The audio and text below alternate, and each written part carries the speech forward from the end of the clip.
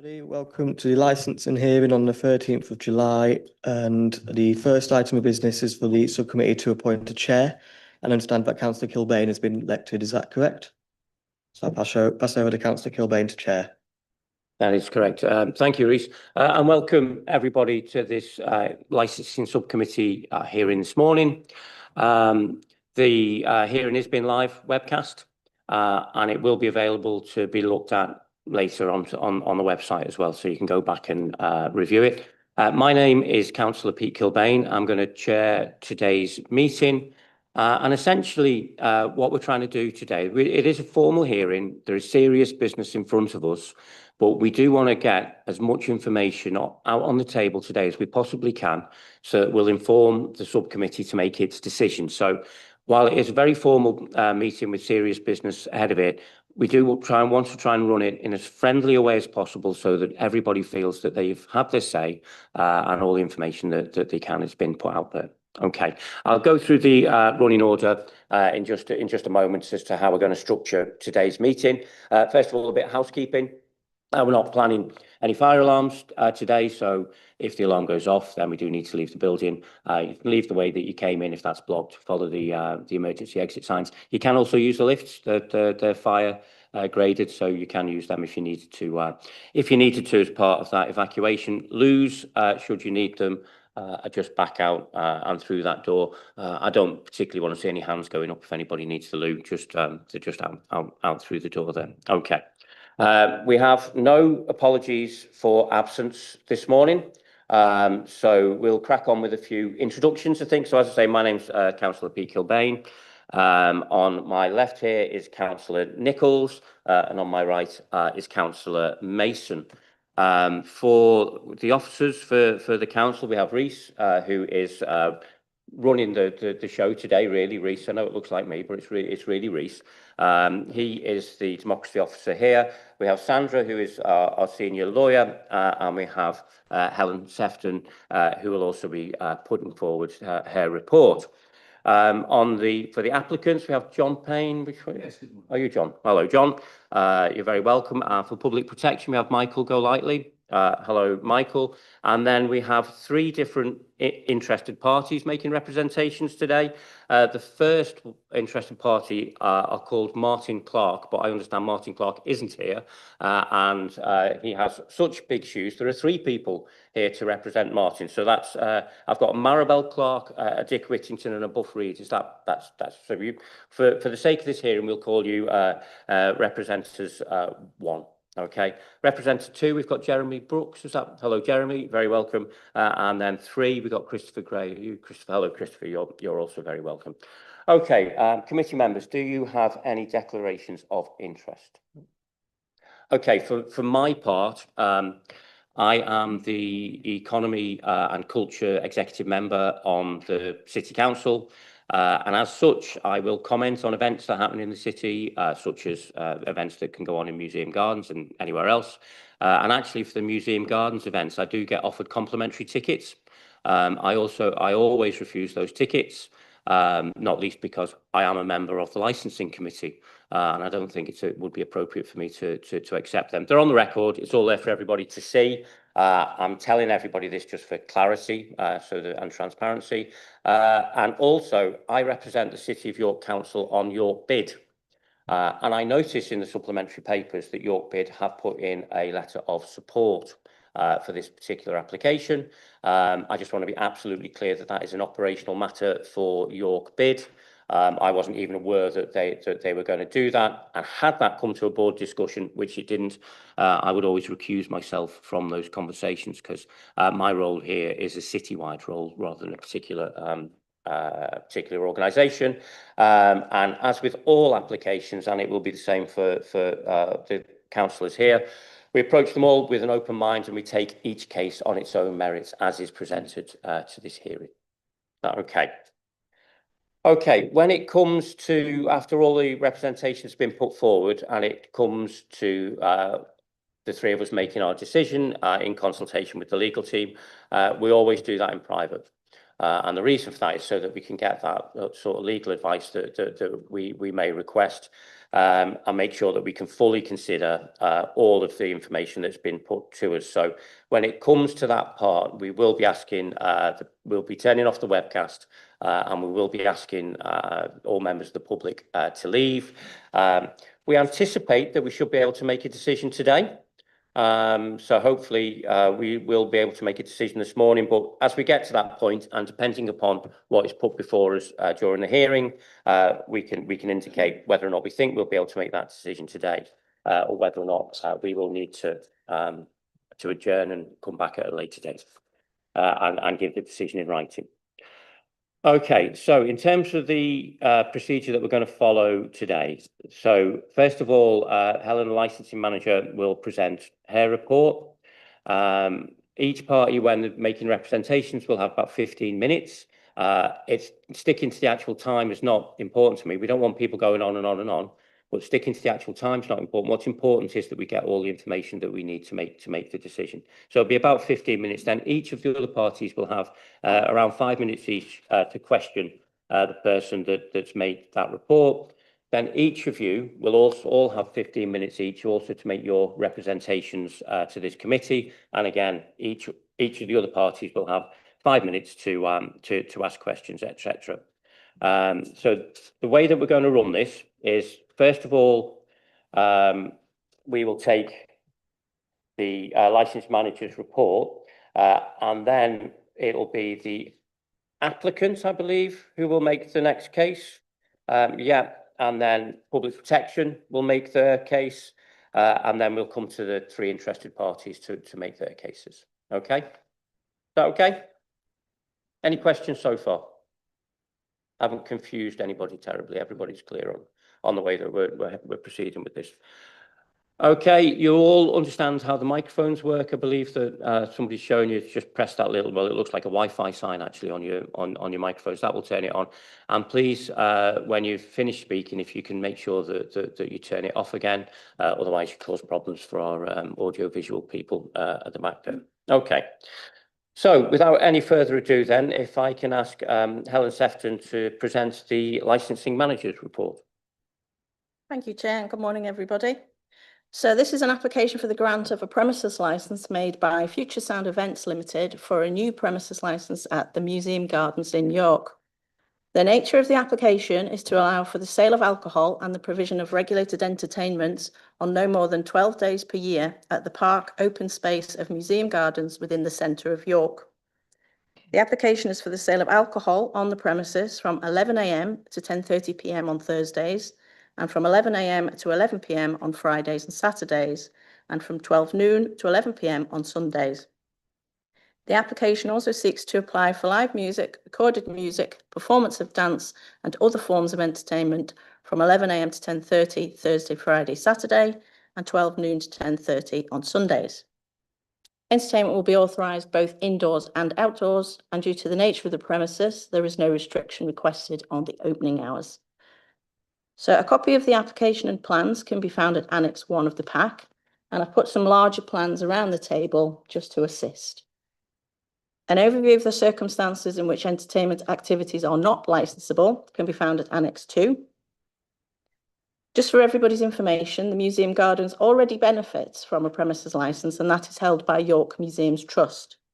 That licence was first granted in 2005. So if granted today, this new licence would not replace or amend that existing licence. The premises would effectively hold two licences, which may differ in their timings, authorisations and conditions. The premises is not located within the cumulative impact area. It does, however, border the edge of the area at the entrance on Museum Street. I can confirm that the consultation process for this application was carried out correctly. There have been 2 representations received from the responsible authorities. North Yorkshire Police had made representation based on the prevention of crime and disorder, public safety, and the prevention of public nuisance, and their representation can be seen at Annex 3. However, following negotiations with the applicant, and they've agreed to some changes to the application, North Yorkshire have now withdrawn their representation. Their agreements have been published as an agenda supplement, and they briefly include a reduction in timings to sell alcohol, which will terminate at 10:30 every day, and a reduction in the number of days that the licence will operate from 12 down to 6. Those 6 days will also take place over consecutive weekends in June and July. City of York Council's Public Protection team have made representation based on the licensing objective of the prevention of public nuisance, and their representation can be seen as Annex 4. There have been 6 relevant representations received from other persons. The list of representors is attached as Annex 5. 4 of those representors object to the application, whilst 2 write in support of the application. One of the objectors represents 7 households. Their representations are predominantly based on the grounds of prevention of crime and disorder, public safety, and the prevention of public nuisance.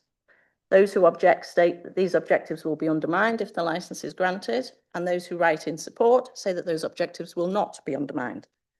A copy of all the representations are at Annex 6. A map showing the general area of the premises is at Annex 7. Since the papers were published, some additional information has been provided by one of the representors and the applicant's solicitor, and all of that information has been circulated and published prior to today's hearing. So today, committee, you have the following options when making your decision. Option 1, grant the licence in the terms applied for. Option 2, grant the licence with modified additional conditions imposed by the licensing committee. Option 3, grant the licence to exclude any of the licensable activities to which the application relates and/or modify or add conditions accordingly. Option 4, refuse to specify a person on the licence as a premises supervisor. And option 5, reject the application. So that's my report, and obviously happy for any questions, Chair. Okay, thank you for that, Helen. I'll go first to the applicant. So, John Payne, do you have any questions for Helen about the report? No. Thank you. And Michael, go lightly, Public Protection. Any questions for Helen about the report? No, Chair. Thank you. And I'll go to the interested parties. So, interested party 1, do you have any questions at all for the officer about the report? No, Chair. Thank you. And Representative 2? No, thank you. And 3? Okay, thank you very much for that, Helen. Okay, next we will hear the applicant's case. So I will hand over to John Payne, and you have 15 minutes or so to make your case, after which we can ask questions about the case. Sorry, I should have checked if the councillors had any questions for the report, but I'm assuming... I guess I will ask at this point. I was just interested, is this as a kind of operating model? Is this something that other places in York operate under 2 licenses? It's not unusual. There's not many, but there are a few places that have several licenses. Sometimes people have, it's not an official term, it's known as a shadow license, so that they have a license and then a license is granted to the tenant. And other large venues will have several licenses. You know, a building might have its own premises license, but the grounds might have a separate license. So it's not common, but it's not not unheard of. Okay, thanks. And team, do pull me up if I'm skipping past you again in the future. Apologies. I will now bring in the applicant's case. So hand over to John Payne. Chair, I'm grateful for that. I wonder whether it might actually be helpful, because you've got a whole range of people in front of you here that are sitting to my right. If you have introductions from them, they can explain who they are and their part in this particular venue, if you don't mind to start with. Well, in your own interest, I think you better keep that brief, because you've only got 15 minutes. So I was hoping it might be if you done want as an to... introduction, but if necessary, we'll skip that. Okay. Chair, let me just deal with that particular point that was raised about what was referred to as shadow licenses or duplicate licenses. There was raised by the police, and I think by Environmental Protection as well, the question about why need another license. Well, part of the reason for having a second license or a duplicate license is accountability. And that's really important in licensing. I've been dealing with licensing for probably 40 plus years, and having dealt with it from a local authority perspective as well, it's really important to know who it is that's organising events. Now, Futuresound of which we have a number of representatives today, are a professional organisation that have run successful events elsewhere. They've done so under the York Museum Trust licence, but now is the time for that transition to be made. Perhaps it should have been made before, but now is the time for that transition to be made so that Futuresound is front and centre. It is the holder of the licence for the events that have been so successful in the past. They take accountability for what is done. Now, the High Court has indeed endorsed the view of shadow licenses or separate licenses, and indeed you've had the reference to landlord and tenant, and that's a similar sort of arrangement to what we've got here. So this is nothing unusual, is what I will say. I've got premises that I've dealt with have got 4, 5, 6 separate licenses for the same thing. As long as the officer who is inspecting knows which license is being used, who is promoting the event, that is the important matter. This is also an opportunity to look at the license and make sure it is fit for the future, and that's part of the aim of this particular application. Now, you've heard from me already that this is an organiser that has a lot of experience in this particular industry. It has focused on providing and promoting events with a local and northern clientele and artiste. That is something that is of extreme value. It is not one of the big organisers that we see up and down the country. It provides a local need and a local focus. The application in its whole is supported by the York Museum Trust, and we'll hear from the Chief Executive in a moment, time being permitted. Let me just deal with the point of the licence and what is licensing. Licensing, of course, is about regulating, but it's also about facilitating events, and that's really important. And it's recognised in this document you've no doubt read and digested at great length, the National Licensing Policy Framework. If I have time in submissions, I will cover through that. But the Secretary of State's guidance itself says that when making licensing decisions, all licensing authorities should consider the need to promote growth and deliver economic benefits, which is what this policy is all about. And licensing committees should have regard to local plans and strategies. So it's not just a question of does this premises comply with this license, and you'll hear that it does. There are no enforcement actions that have been taken in relation to the premises while they've been operated by Futuresound.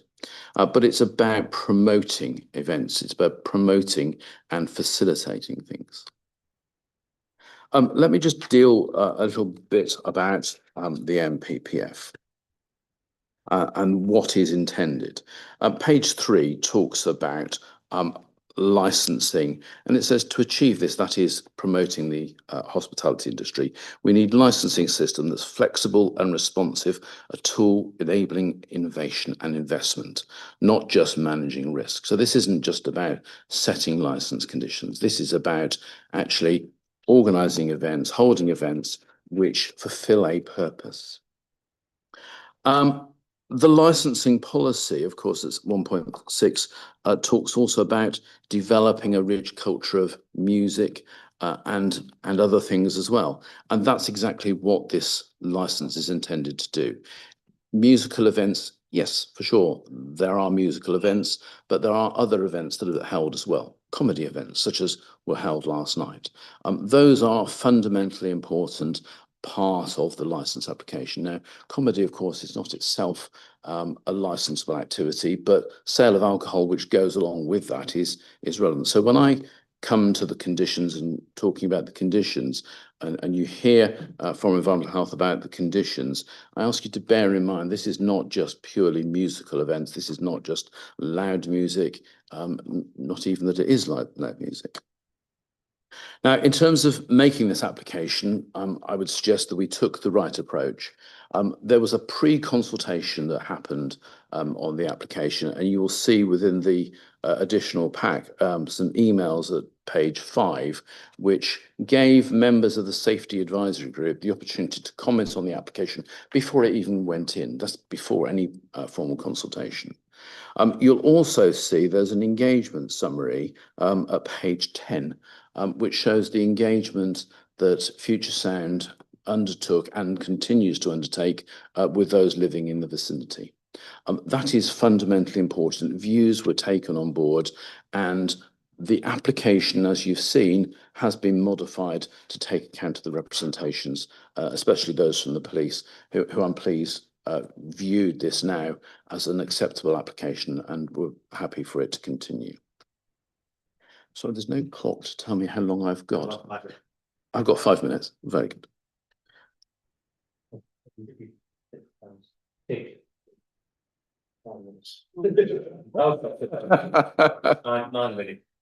Even me. Very good. I've clicked the start that on Let, very good. Let me briefly, then in that case, run through the application and the way that the application is structured. Fundamental to this application is what's sometimes referred to as the Event Management Plan, or the ESMP. That is a vitally important way of controlling events at the premises. Now, licence conditions can sometimes be a little bit of a sledgehammer to crack a nut. An event management plan refines that process and provides the opportunity for an annual review or a review before every event. So it's much more flexible, and it's an approach that is taken up and down the country. I've lost count of how many licenses that I've been involved with, which incorporate producing an event management plan. And that event management plan gives all of the members of the Safety Advisory Group, police, environmental health, highways, the opportunity to comment and fashion the way that events go in the future. With an acoustics bent to it, it's also vitally important because the event, the sound management plan, I was just trying to think of the word, the sound management plan likewise looks at setting sound levels and the profile of sound and the style of sound from the event. Setting a condition on a license is a crude way, in my submission, of controlling noise. What is much better is that year by year, looking at the profile, looking at what's being performed, looking at the environmental conditions, that sound levels are set on the basis of that.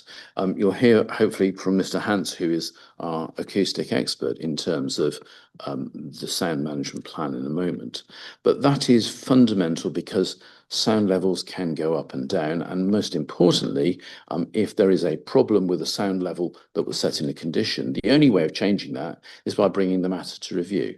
With an event management plan, it gives the opportunity of levels to be set by consensus, by agreement, a much better way of doing it in my submission. So that is the fundamental part of the application, the event management plan and the noise management plan. I'm conscious that we have representations suggesting that impacts will happen upon the local area. Well, I ask you to look at the evidence that's been submitted as part of the hearing papers today, and actually, what is the scale of that? Is there actually an undermining of the licensing objectives? That's the crucial phrase. Are the licensing objectives undermined by this event? Have they been so far? Well, the evidence, I would suggest, is no, they have not. Let me deal with more the question of noise. And the number of days. You'll have seen in your papers reference to 12 days being applied for, and you will have seen that that's been reduced down to 6. You will see that there is reference to the noise, the pop code, if you will, and that is an interesting reference, of course, because of the status of the pop code at the moment. The pop code originally did have a blunt way of looking at things in terms of the noise levels and the number of days, but that since has moved on quite significantly. I think it would probably be worth me just bringing Mr. Hans here at this point to describe about what the controls are. Now, you've got a very detailed and very comprehensive report from him about noise control, but I wonder whether he could just say a few words about the pop code and its relevance today. Just before you do that, how are we doing for time, Reece? 10 minutes early. Okay. As you speak, if you can just introduce yourself and what your role is, and I'm sure when it comes to questioning, you may well be different people answering those questions. So similarly, just introduce yourself and what your role is if you're the right person to answer those particular questions. So hand over to you. Thank you, Chair. So my name is Gareth Hance. I'm an independent acoustic consultant. I specialise in music and live events, and have done for, well, I've been involved in live events for well over 30 years. So I have a good understanding of noise impacts from music. With regards to the question about the pop code, I think already covered it, that it was withdrawn in 2018 by the CIEH, Cardiff Institute of Environmental Health.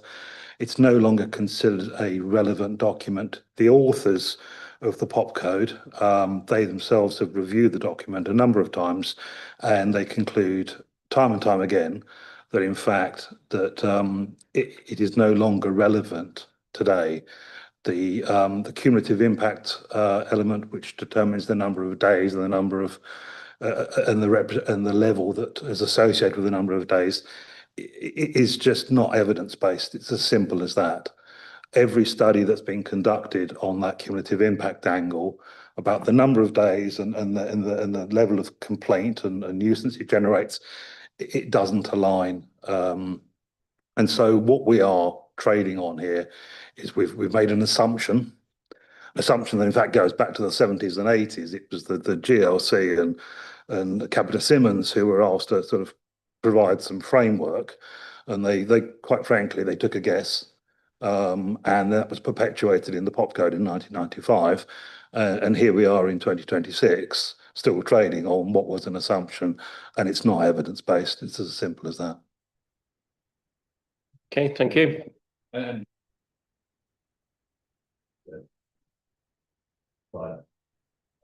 Guidance.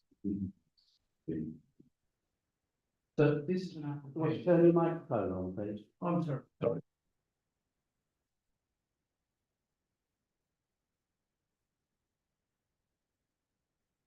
That should be working now. So yes, if you look at the CIH website where your policy refers to, you'll see that code has been completely withdrawn. There is no reference to it at all. The page doesn't exist. So this is an application, as I said, time doesn't permit me to go into detail, but you have all of the detail, I think, in the papers. I'd encourage you to read through that. I'm sure you have already, of course, and look at the national policy as well, the framework, and your own licensing policy. I think in the last few seconds, I'll hand over to Catherine Buckler, who's the Chief Executive of YMT, just to explain a little bit about the relationship with Futuresound. Yes, sorry.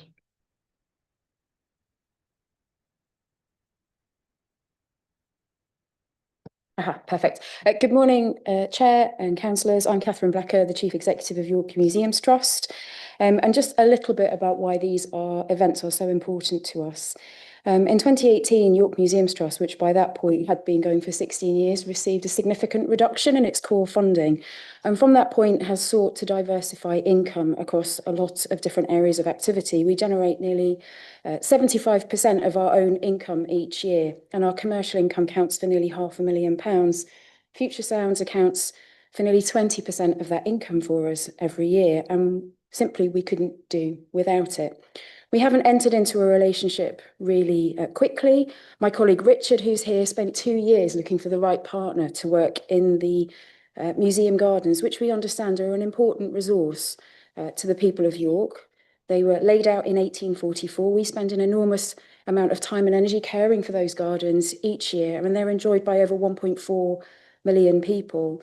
So we really do understand the importance and significance of those spaces. We selected Futuresound from a number of different event providers because they understood how to work in heritage significance and listed gardens and heritage spaces. We've run 3 years with them so far. Every year we've made changes to the way we run the events based on the feedback from those who visited the events and those who haven't but have had concerns about them. And we would really welcome the opportunity to be able to extend that partnership with Futuresound for the people of York and those beyond who enjoy these events and everything they bring to the city. Thank you. Okay, thank you. You're just a minute or so over. Was there any final concluding remarks? 2 sentences, Okay. if that's Yeah, all sure, right. yeah. I think what I would do in summing up at this stage is to say Futuresound want to make sure that this event works for York and for the local community. That's why they've gone through the engagement process that they have. There is every wish and every intention to make sure this is a successful event that doesn't impact on those living in the vicinity, and they want to work very much with those in the vicinity to make that happen, to be an event of which York can be proud. I'm grateful. Thank you. Questions to the applicant about the case that they have put forward both verbally here and in writing. So first I'll come to public protection. So Michael, do you have any questions at all for the applicant? I think only one. How are you going to make sure that if you're running your events, they're going to run, but then Museum Gardens aren't going to run the other events that they're allowed to run already? If that's clear.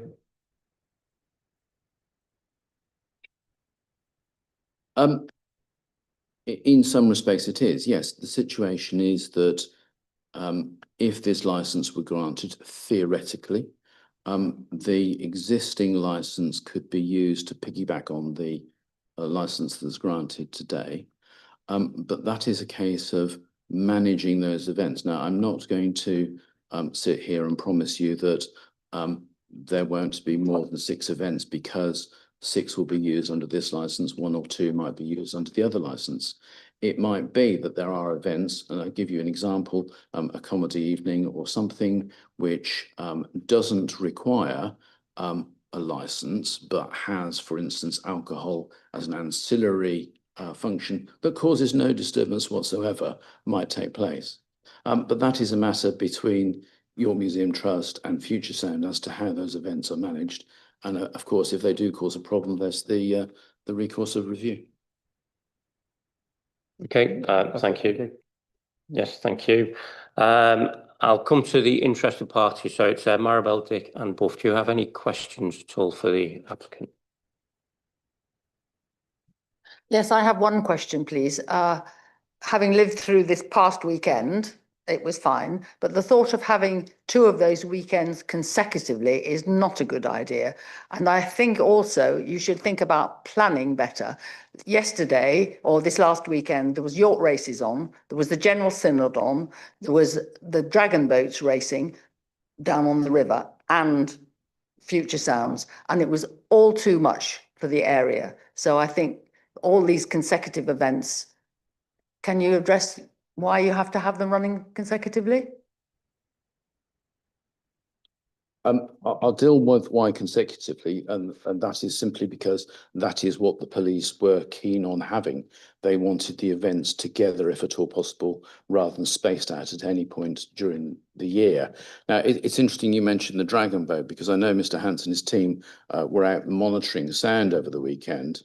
Perhaps in answer to your question about scheduling, he might give you some information about the sound levels that were recorded from that. But I do take your point entirely, that there is merit in scheduling these things appropriately.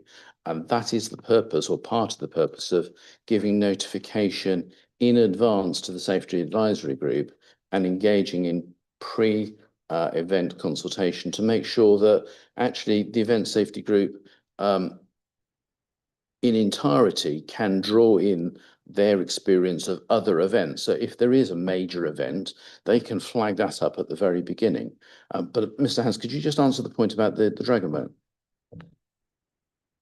Yeah, certainly. So with regards to the noise impact from the Dragon Boat races, our license is currently a permitted level of up to 65 dBA over 15 minutes. We measured the Dragon Boat races at Westgate Apartments at 76. So I think that illustrates the fact that different events will have a different acoustic profile, and an actual fact that the profile of the Dragon Boat race, it seems appropriate that it adds excitement towards an exciting event. And so I think this illustrates second point here that it's not all about decibels, it's about context.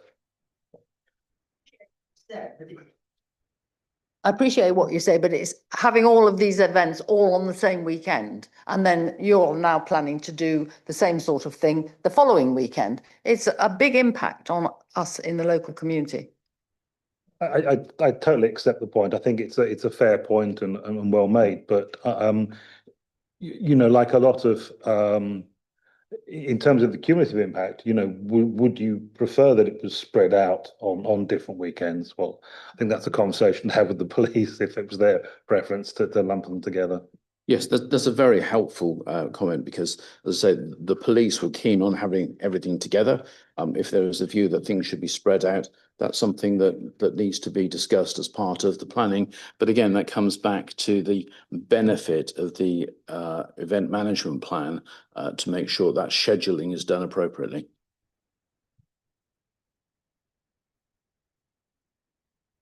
Yes, with respect to the consecutive weekends, I can see their point. And bearing in mind these events that you're running, they require to be built up and they require to be taken down. And it's not just 6 days. It might be 6 days of events, but it's definitely not 6 days of occupying the gardens. It's quite a lot of time. And this time round, it's also quite a lot of time. So that needs to be borne in mind when you're thinking about planning these events. I also, just another question, what you said now, you talk about why you should have licensing, and we talk about growth, I think you mentioned, and promotion of the hospitality industry. My question here is, how much growth do we actually need in museum gardens, and how much hospitality industry promotion, more promotion, do we actually need in this location? I'm not sure that's a question I can actually answer in terms of Well, the license application. Where is the end point? There is no answer to that.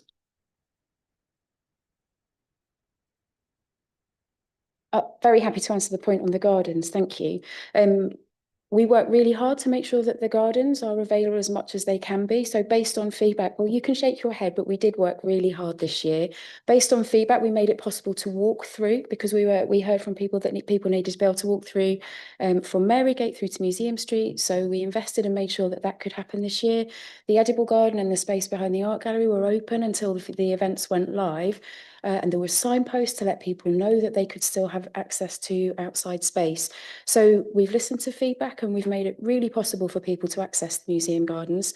I'll go back to my original point. Without this income, we might not have a gardens in the city. End of conversation. Thank you. Any further questions from that? I'll come to you in just a second. Just checking any further questions from that group. No. Okay. In which case it's Jeremy, isn't it? So Jeremy. First of all, you said that this time round it was 3 music events and 1 comedy. But your license doesn't actually say that. Your license could have everyone a concert. So are you going to put anything in to say that you're going to do a varied amount of different types of things? So the simple answer to that is no. One cannot tell what the future brings. It might be at some point in the future that it is appropriate to do comedy every night. So those 6 events would all be comedy events, or they might be something completely separate, something that we haven't even thought of at the moment, which is not licensable, but requires the infrastructure and the hospitality and the alcohol sales.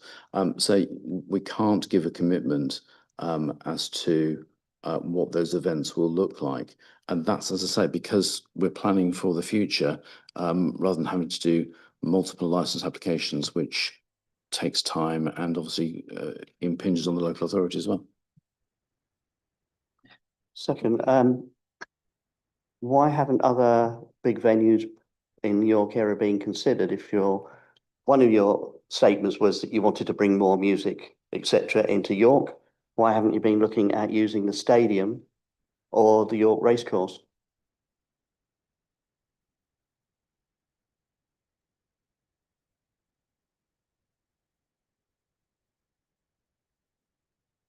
Hello, I am Rachel Hill.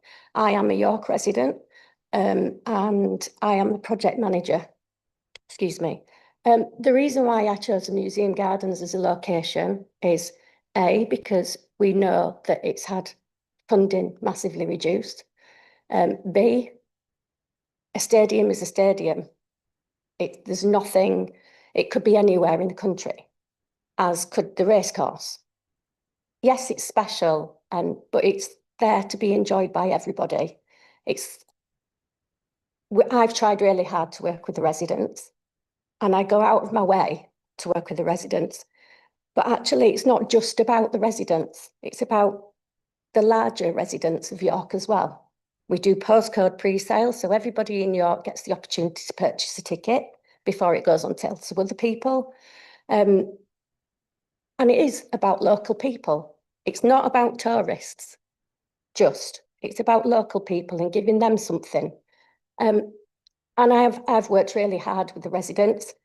I only recognise 3 of the residents here who have actually taken the time to come to any of our community engagements. So what I would ask is, if this happens again, you should come to the community engagement, because then you can talk to us about all of this, rather than turning up and not having ever attended an engagement. Yes, come back to you. I'd just like to point out to both you, Rachel, and you, Catherine, we are actually on your side. We are very much supporters of the gardens, and we are very much supporters of people enjoying the gardens. It's just a question of how we do it. Yeah, that's not really a question, but. Yes, thank you. And you will have the opportunity to make your case in full as we go through. Jeremy, any more questions? Thank you. Christopher? Okay, thank you. Members, any questions for the applicant? Mike, go to first. Sorry, Councillor Nichols. Just on the days and the 2 licenses and the reason you're doing it, which I totally get. So if the events that are put on this license don't generate the cash you need, you could just then go and use your own license to put on extra events, but you would still keep yourself to the 4 months notice of the plan. So you couldn't say, last weekend it poured down a rain, we didn't make any money, so let's bang one quick August bank holiday. You couldn't do that. Or he's saying you wouldn't do that because of the 4 months? Yes, because the conditions of the licence would prohibit that. Any other questions? That's fine. I suppose just off the back of that, I've not read the current license in detail recently, but would there be a mechanism within that in that situation you could use the other license to do those kind of piggybacking, where your infrastructure is there, it rains, you think, I'll keep it and do it in a month's time? Is there, I guess, that flipping between both licenses? I don't think that's a viable prospect. I think, again, I haven't studied in great detail the existing license, but my understanding of the existing license, with the lead-in that would be required for that, it would be timed out anyway. And the other question I had, Sorry, Catherine. Sorry, Catherine Black has indicated. Thank you, Councillor Mason. I think just to that point, as our representatives have already said, it takes a while to rig the museum gardens in this way. So if the weather is inclement, we've already got clauses in contracts that explain what happens, and the event becomes null and void because we can't run it because of the weather. We can't hang on to that infrastructure because it's needed elsewhere in the country. So once the days that have been agreed have come and gone, and if we've not been able to do it for whatever reason, and that can be, we've been told we can't do it because the country's in a national emergency, we wouldn't then bounce it to another weekend without the requirement that the licence enables us to put. We can't just rig this in a day. If it helps, the existing licenses and the additional pack that we provided, and it's got all the conditions on that. I think it's page 78 onwards. Thank you. Confirmation. I guess moving to something else, another concerns that were raised in other objections were around kind of impact of physical people and exiting. And I don't know, again, the operational details of how you manage it at the minute, but it'd be interesting to know, again, some of the concerns that were raised around people using Marygate and exiting that way, you know, how you're managing those kind of concerns or what the plan would be. I can answer that for you. Regarding the egress happens via Museum Street. And the reason why it does that is because we don't want it to impact Marygate. The only people that do exit Marygate are the artists, which again, I've personally been round to some of the residents' houses and sat with them and chatted with them about their concerns. And it is work in progress, and it will always be work in progress. But I'm always very conscious of that element. But there is a period during the build where we do use Marygate, but it's all in the residents' information pack that they receive. And the main egress happens on Museum Street. So we don't want to impact Marygate residents in that way. Yeah, sorry. The consecutive weekends, does that mean you'll put the stage up the 3 days? And I think the point you made is it takes 3 days to get it up and then leave it up for the week and just allow access. You can sort of put extra fencing up to allow fuller access between the two events and then comes down. Yes, that's one of the things that helps in the viability, that things don't have to be coming up and down, and local residents don't get disturbed by that, get in and get out. But my worry is that the access will increase from Monday to the Friday, well, Monday to Thursday, I guess, and then restrictions come back in again for the event. Sorry, in terms of it running over 2 consecutive weekends, the build and break period of the equipment coming in and going out will remain the same.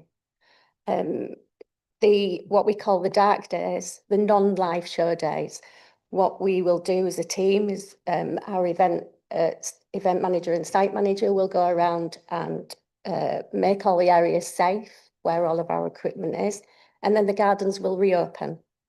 And then there will be people present to ensure that that safety is held. But also there's conversations, and there will be more conversations moving forward, hopefully, where we can look at putting on community events or working with amateur dramatic. You know, there's these conversations. So it isn't during those periods that there may be scope to do something more community based. But regardless, the gardens will remain open during those days in between. So just for clarity for me, really. So you've dropped it down to an application for 6 potential 6 music events. So that'd be 2 consecutive weekends. We've already got the other 2 consecutive weekends. So in theory, the stage could go up and be up for 4 consecutive weekends. Well, I'm getting sorry, go on. It could be. It depends. So us as a Futuresound, we would put that up for the 2 weekends and then it would come down. York Museums Trust has their own license, so it enables them to do the proms, and it enables them to do other things to gain that revenue that they critically need. But we would only ever look at 2 weekends as a Futuresound group. Yeah, but you could work with the Museums Trust to use the same stage, couldn't you? I mean, I've assumed that the reason for the increased number of events is actually it's a lot cheaper, isn't it? If you put the stage up once and take it down once, you know, because that's where your infrastructure costs are. So I would assume that you would want it up for 4 weekends. Yes, we could.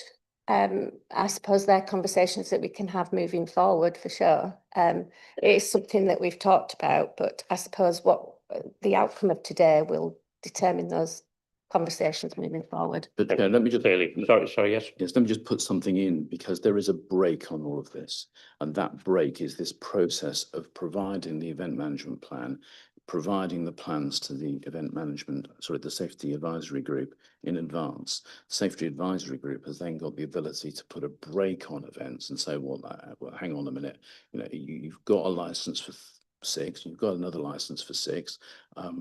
Putting those 2 events together is not safe or it doesn't protect the local residents, we don't agree with that. So that's the point of the notifications in advance. So this concept that there will be 6 events followed by another 6 events is mitigated by that process. But sure, but that's speculative as to what may or may not happen in the future. Exactly. It's kind of what we're dealing with here is the issue of a license that, if granted, that could be the end result of it, and that's what we have to think about. Councillor Mason. Thanks. Well, it's probably not even possible. It might go on for Sandra, but you were saying then you've got no interest, I suppose, in doing more than 6 events, or Futuresound's doing more than 6 events. I guess you can't put a condition on a license that ties another license, but I mean, you'd be on trust, I suppose, on that basis. But I guess is that genuinely your intention in terms of, you know, I suppose for the residents understanding what might happen, that it is 6 events a year? That's the intention of this license. It's for 6 events. That is what's being applied for. I've explained the process that actually this is a transition from York Museums Trust holding that license for those events through to Futuresound holding the license for their events that they want to do. If York Museum Trust want to do a proms or something themselves under their license, that's a matter for them. But for my client, which is Futuresound, the concept is that they will do those 6 days under the license that is granted to them. I suppose it's just that I think, you know, I can see why as a resident you would put both amounts together and see that as a much bigger impact than, you know, potentially, or a different style of operation. Okay, thank you. Just another one for me. Can you address directly Michael Golightly's summary in the public protection submission, that the conditions you propose are not acceptable or robust enough to satisfy us that a public nuisance will not be caused? So can you address the issue of public nuisance directly, please? Well, I probably need to pass this over to Mr. Hans, but what I will say is this is a model license, or it's a template in some respects, but modified to this particular situation, which has been used successfully elsewhere. The point is that the conditions are robust because they allow this flexibility in conjunction and discussion with environmental health about setting sound limits, so that those sound limits, if they are found to be too high, can be reduced. It's a much better approach than dealing with a condition, a blunt condition, as I put it, on the license. But my experience of dealing with these types of events and dealing with these types of conditions is that the conditions we've proposed are actually very robust because it allows for that flexibility. But Mr. Hans, did you want to say anything else? Yeah, I think there's 2 elements to this. One is the proposal all sits within both local and national policy that is essentially risk-based. So you know, as John pointed out, there's a process behind this that it sits within this local policy, but then second to that, it has to go through a process of safety advisory group. So the controls are essentially baked into that process. But with regard to the controls themselves, and this is relevant to public nuisance, this is exactly why we have a sound management plan. It's why we have qualified acousticians with the calibrated equipment out on the perimeter monitoring these impacts. We also put in unattended monitoring stations this weekend so that we could collect a lot more data.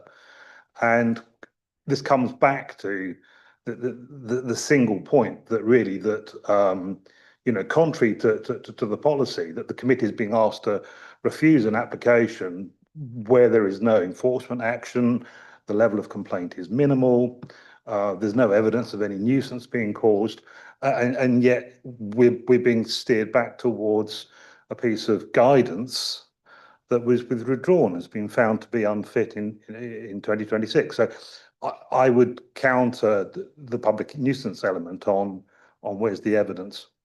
Okay, thank you. If there's no further questions from members, that does bring us quite nicely, actually, to the public protections case. So, Michael, if you'd like to put your case forward, thank you. Yeah, hello, Jack. Right then. Environmental protection are making representation against the premises licence application by Futuresound for the museum gardens on the grounds of the prevention of public nuisance. Each premises license has to be taken into its own merits and based on its own location. York is a small city which sits in a vale, which is particularly vulnerable to challenges from geography and weather conditions, which can and do allow noise from music events to travel far across the city. This can impact on a large number of people around the city. The museum garden constitutes a small museum with a quiet garden of only 10 acres of land. It's surrounded by houses, approximately 85 metres to the back to the north of it. Substantial block of flats, approximately 199 metres away from it. It's surrounded by houses on all sides and hotels and businesses. There's also the library, which is very close to it too. There's a natural pathway, which wasn't seen in the noise modelling, whereby the new orientation of the stage, the noise goes up the river. As it goes up the river, last year it went up the river and it affected quite a large number of people in the Fulford area and the Fishergate area of the city. So it does demonstrate that it's a challenging location to have such events. In terms of the Noise Council's guidance, this was national guidance and it is still recognised by a lot of different people. In fact, even Electric Star, who produced a report for this, for the applicants, also quoted the pop code. Whilst they did mention some different levels, they also said that in some of the conditions that they would adhere to the pop code. So it's still very much recognised, and we've emulated that in our own guidance for the City of York Council. The guidance allows you to have 1 to 3 days at 75 dB over a 15-minute period, 1 to 3 days over 65 dB over a 15-minute period, and the rest would have to be 15 dB above background. I'll come back to that in a bit about the consequences of that. There is an existing license already with Museum Gardens, which is perfectly adequate for what they're trying to do, really. This allows them to have live music events. So they've got the 3 live music events, which are louder. They've got 3 loud music events at 15 dB above background, which does accommodate for the problems. It also allows them to have films and plays and dance, such as the mystery plays, a cultural day that they do as well with music. And so it allows them to have a lot of flexibility about what they're doing at the site. And this also does generate a certain element of noise. We initially made representation against that application because we were concerned about it. And so we stringently restricted it to we asked for this 6-day restriction. This meant that they could run the 6 days and have the other events, as I've said. Further to this, we also asked a condition to be attached that there'd be a noise management plan and that would be produced 1 month within the application being granted. This was so that we could address a lot of the issues in the conditions that have been proposed. I'll go over them as well in a minute. But basically, our guidance this condition would give us some feedback into actually what's taken place. The conditions which have been proposed by the applicants state that they will produce an ESNP, they will produce a noise management plan. However, we need to have some input on that as to whether we agree with it or not. If they come back with levels that we just simply won't agree with, then the working relationship isn't there. If they come back and say, we want to have 75 dB, then we're not going to agree to that. We're going to want it to be 65 dB, or we're going to want it to be 15 dB above background. So our condition that we put on is something that you could look at. It was measurable, achievable, enforceable, and it allowed us to give some feedback into it too. It also has a risk assessment, which is included in the noise management plan from our own local guidance on noise, which allows the applicants to assess the risk level of what they're doing in terms of, do they need to have noise consultants? Are they okay to run it without noise consultants? For example, the proms have run historically without any complaints. Therefore, you wouldn't have to have the level of control that you have here today, or did have it this last weekend with the noisier events. We believe this was a flexible interpretation of the guidance because, technically speaking, I mean, it's being withdrawn, but technically speaking, it could mean that where you've got 4 to 12 events per year, you could actually limit them all to 15 dB per event, 15 dB above background per event. And obviously that would make it very difficult for them to run any events at this site. From our experience, following the POP code and the local guidance, which is still in place, our local guidance is still in place, we found in York that when that has been adhered to with our conditions and with our risk assessment, it's been very successful. We've used it in premises where there have been many complaints about them in the past. There was one which was generating like 80 complaints at events. The residents were becoming increasingly less tolerant premises, and then we're starting to complain about absolutely everything that happened at the site. So it was the grass cutting, the lawn mowing, it was the quieter events, with a view to really getting the premises closed down. And we've found from our experience in York, with the tolerance of the people in York, that definitely having 3 days of noisier events is, we receive complaints, but tolerable as long as it's being monitored to those levels. Once you increase above 65 dB, it's, 75 dB is going to be twice as loud as what was happening at the Museum Gardens this weekend. Once you increase the levels in noise, complaints come in at an augmented level with really high amounts. That would be likely to be a public nuisance. Once you've gone over the number of days, again, people's tolerance really dramatically reduces, but not just for the events, also for everything else that the Museum Garden does. And that's a real risk that suddenly the proms is an issue, the cinema screens are an issue, the noise from the mystery plays are also an issue.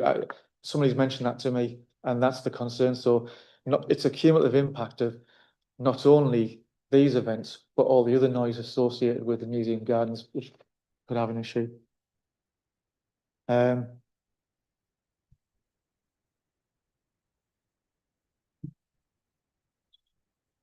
gone a bit off tangent. Largely, we support the 3-day events at the site, and initially we did do this and support them. We were concerned about it, but in the first year, you had this stage angled towards Westgate Flats, and really it was, whilst we say they're meeting the targets, they didn't meet the targets that time. Sometimes it did breach. Those breaches were not excessive breaches, they were marginal breaches, whereby it's just below the threshold whereby we'll take action. But it does mean that we're setting a limit which actually isn't being achieved sometimes. Sometimes it is, sometimes it isn't. Certainly pointed towards Westgate Apartments, gave them no wiggle room whatsoever to attenuate. There was no flexibility on noise levels. 65 dB was 65 dB, that's what they were achieving. That's what they were getting. When they reorientated the stage, which we were happy to allow with the second year, it was far more compliant. So last year it did run completely compliantly. This year they were compliant on one of the days completely, and the other 2 days there were a couple of breaches. Again, they're only marginal, so it's not something whereby we'd actually action it, but just demonstrates that that already the 65 dB is challenging to try to achieve. We had on the 9th, we had 30 minutes worth of breach, whereby it breached at 67.1 and 66.7 dB at Marygate. So the limit is 65 dB and slightly above that. Again, and I will re-emphasize this, it's just under the threshold whereby we'd say that is actually now a complete breach because of the way that sound works. There's like a 3D tolerance before you actually perceive a difference. However, we are still supportive of the 3 days because it's broadly compliant, and we think that what's being proposed in the current license gives the flexibility for the Museum Gardens to run these louder events. There are other events which are quieter, but also safeguard the residents from noise and accumulation of noise.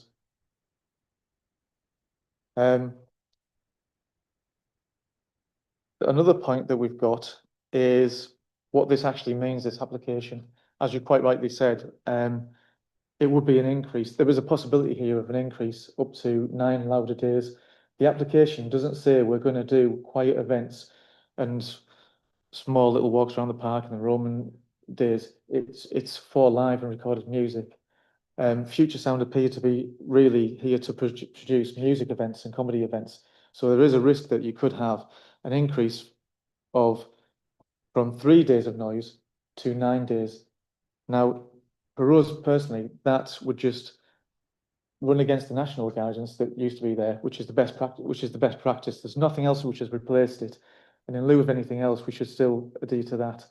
It would also be contrary to our own guidance. And then where we're saying to other premises, you must adhere to 3 days, we'd be breaching it here. But also, we can't accommodate that 65 dB over one more day just because of the guidance. So we would not be happy with that. So we think it would result in more noise nuisance really over a prolonged number of days. In terms of the 15 dB above background, we'll be concerned about doing that because if you ran 3 events at 65 dB, that is broadly achievable. However, it wouldn't be necessarily achievable or viable for the applicants to run it at 15 dB above background. Blue Sky Acoustics, when they initially did a noise report for Museum Gardens back in 2024, and they found that some of the locations over a representative period when the events are going to be running, when dragon boat races aren't running, but it's normally quite quiet, would be about 60 dB. Now at this weekend, I had constant breaches of what that would be if this application were allowed. So at 65 dB, at 15 dB above background, we had breaches at Marygate, Westgate, Flats and Lendal of 60, 63.5, 65, 67, 66, 65, and these would be clearly above the 3 dB threshold whereby we take action. So we're concerned that because of the local guidance and the national guidance and our experience that when that is followed, events run very successfully and premises, they still get complaints, but people understand there's that limit. Once it's gone above that, the number of noise complaints increases, the tolerance for events decreases. And therefore the 65 dB should only be for 3 days. But if we were to agree anything, such as a condition for more 15 dB above background, it simply wouldn't be achievable. Those would have all been clear breaches. And beyond that, to run any kind of music event would not be necessarily viable. And we don't want to put them in a situation whereby they're either going to breach or have an event which can't be viable. Also slightly concerning is that in the Electric Star report, it also mentioned about events being at 75 dB. As I say, that would be twice as loud as the event that was happening at the weekend. And 65 dB. And also 70 dB, again, 70 dB would be too loud. Now, so there's these contradictions into what the applicant is saying. They're going to have quiet events. They may or may not use it. There's currently a perfectly robust and adequate license in place for museum gardens at the moment. This is going to add to it. And there's nothing in the current license or in this license which is going to prohibit. It's been talked about it being a transition from one to the other, but it isn't. This is just on top of what's already there. So you're going to have 9 noisier days, not with no requirement for them to supersede, you know, to say, well, okay, we're going to run 6 events, but we're not going to run 6 events at Museum Gardens. Museum Gardens, if they need the money, could quite easily just then have the consecutive next 3 days, and then you've got your 9 days. Which we don't think would be acceptable and would be likely to result in a public nuisance.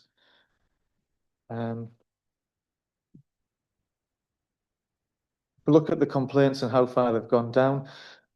To say that there aren't any complaints and they're negligible, we had 4 complaints the first year. We've already had a member of public call the Museum Gardens in for review, which we supported Museum Gardens on that one because they were complying with the local and national guidance. This would then be a departure from that, so we wouldn't be able to support them in the future and anything like that because it would be against our own guidance. 4 complaints in the first year, 18 complaints last year, over 14 complainants. And the noise, as I said, was spread out from the city centre all the way up to the university. So it demonstrates that currently it's a very tight location with it's very challenging conditions, really. When it comes to the conditions that have been proposed,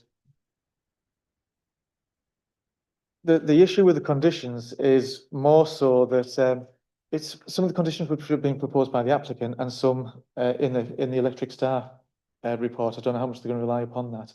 A lot of them say information will be sent to us within 7 days of the event, and that just my concern more so is that just isn't a realistic timescale. It would have to be much earlier, 4 months, 5 months before we look at it. if we're busy, we won't have a chance to review it. If there's any issues that are concerning about it, we haven't got time to negotiate with them.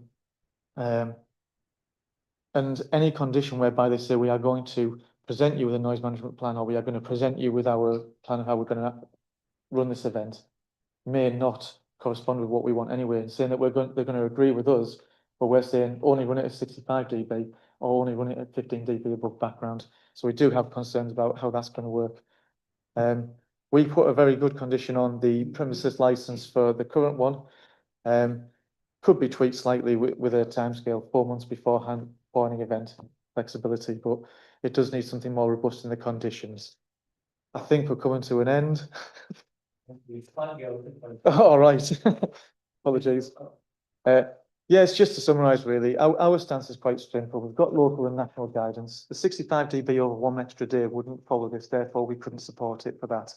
We have concerns about the viability and the achievability for 15 dB above background. We are receiving complaints in by people. We've had 7 complaints in again this year, and so it demonstrates it's already affecting people, and to increase this in any way is likely to result in a public nuisance.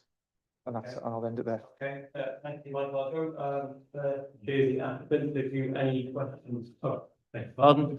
Sorry, thank you, Michael. I will go first to the applicants if you have any questions for Michael. Yes, just a couple, if I might. I think you'd probably agree with me, wouldn't you, that just because a complaint has been made doesn't mean that there's a public nuisance? Yes, that is correct. Yeah. It means that it's not a public nuisance necessarily. So it depends what levels are getting at the properties. However, if you were to, again, it comes back to these conditions. If you were to set a 15 dB above background and were to go over to Fishergate, it's likely over there that the background noise levels are even lower than around the city centre, and therefore the breach is far more likely to happen. Yes, yes. I think the question was really about just complaints. That a complaint doesn't a nuisance make. That was the question, really. That's I think that's the answer. That's absolutely correct. Yeah, if well managed, yes, you know, they have done some monitoring, and when they've gone there, it wasn't a breach of any condition. So it doesn't necessarily correlate to a public nuisance. No, there are other things that would do that.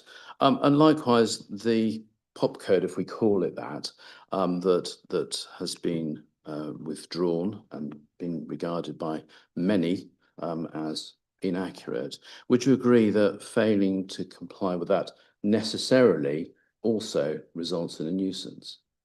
Or is it possible not to follow the guidance and still not create a nuisance?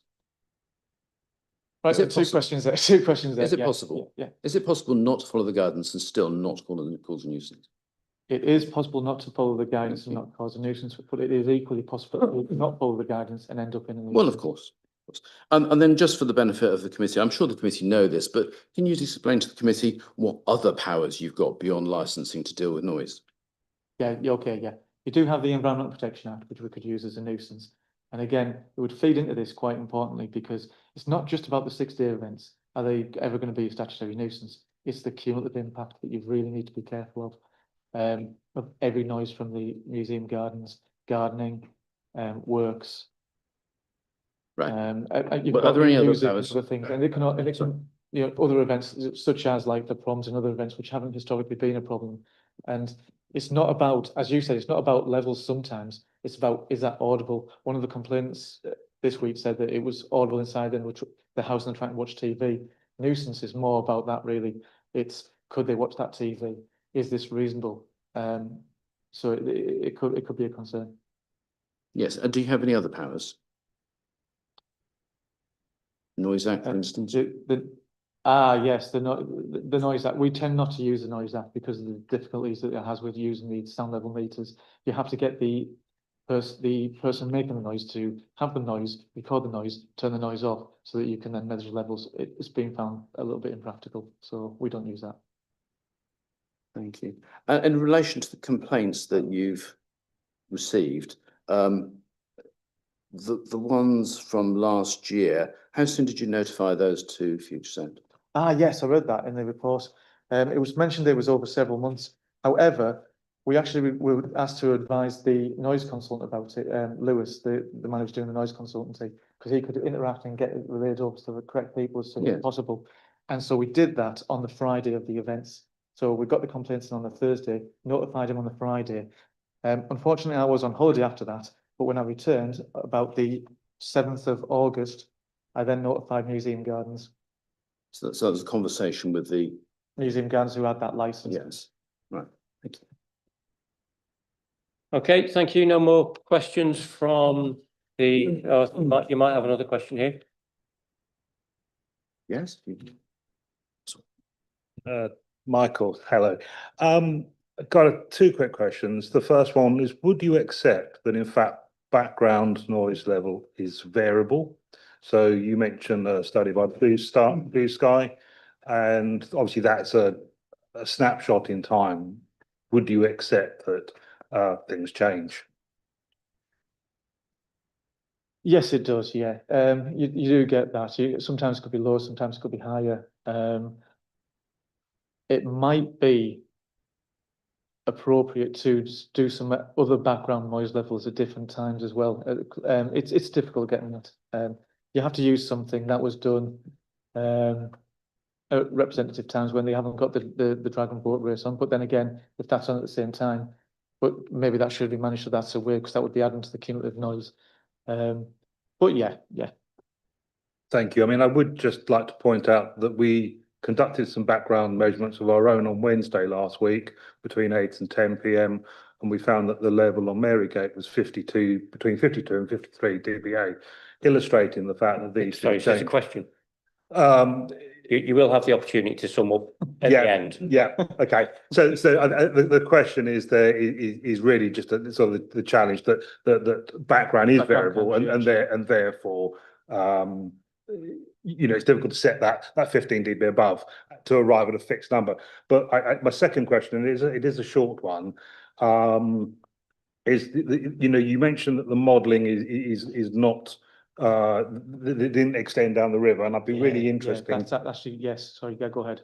I'd be really interested if you could share a little bit more about that, because I think the question here is that would you agree that it's important in the sound management plan that we present what is relevant, because in fact the modelling does extend 2 kilometre radius, which includes Fishergate at 1.5 kilometres, but we just simply didn't present that information because it's just not relevant. So the question here is would you prefer to see something that is a lot wider area so that you can satisfy yourself that it is in fact not relevant?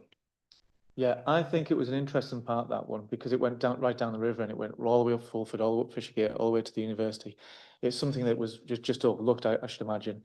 I'd be interested to discuss it with you, just to try and somehow negate that. Is there any angling we can do this at the speakers? Is there some way we can mitigate for that? I should imagine it's also down to meteorological reasons as well. Like this year you didn't have that, so it's because I went down and checked and it wasn't an issue. Yeah, thank you. I mean, we always appreciate it, and very aware of the. Can we keep it to questions? Yeah, it is great. Yeah, very aware that the provocation is unusual. So it's really just an acceptance. Thank you for your observation, and it is something that we can pick up on. Not exactly a question. And just to bring you back to your first question, sorry. Yeah, you say you did some monitoring. What time did you do the monitoring? You're referring to the background? Yeah, Wednesday between 8 p.m. and 10 p.m. on Marygate. Okay, that's great. Cheers. Okay, thank you. Any other questions from the applicants? No. Okay, I'll come to Maribel, Dick and Buff. Have you got any questions from Michael?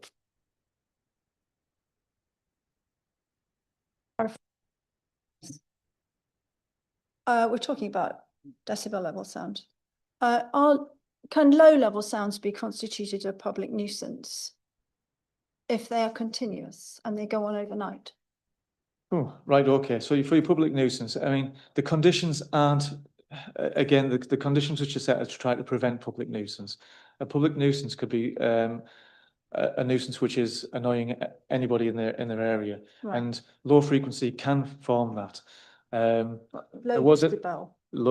Not necessarily low decibel, low frequency noise. So for example, on the first night, what was it? The second night, I had a band on, and at one point the decibel down in the 125 hertz, which is very low, suddenly shot right up, and that started becoming quite annoying. We could hear it. So the sound engineer, the noise consultant, got the sound engineer to reduce that frequency, which then prevent that from being an issue. So low frequency can be. In terms of the decibel levels, It's just for guidance for us to try to prevent it from being a public nuisance. Okay, so I had Okay, something I thank you. noticed, but I'll come to it. Thank you. Okay, any more? Any more questions from? No? Okay, all right, I will come on to Jeremy. Any questions for Michael? Okay, thank you. And Christopher, any questions for? Okay, thank you. Members, do you have any questions? Yeah. Thank you, Councillor Mason. You talk about statutory nuisance in your report. I guess I'd be interested in knowing a bit more about that in terms of, let's say, in theory, a license was granted for another 6 days, you know, obviously, which would be against your advice. What, you know, how would you deal with that scenario in terms of being a statutory nuisance? Yeah, that's when it starts to change for us, because when it's in guidance, that's your best practice. So we've got this guidance that's been withdrawn, but it's still best guidance. There's nothing else that has superseded it. We've had quite a few things in with different guidance for different aspects of noise across planning and licensing at the moment, where things are being withdrawn, nothing is there to replace it. So people are still using whatever's been relevant in the past. We still have our own guidance, which we have to follow here. Once it goes over that third day at 65 dB, we would then start assessing it for a nuisance.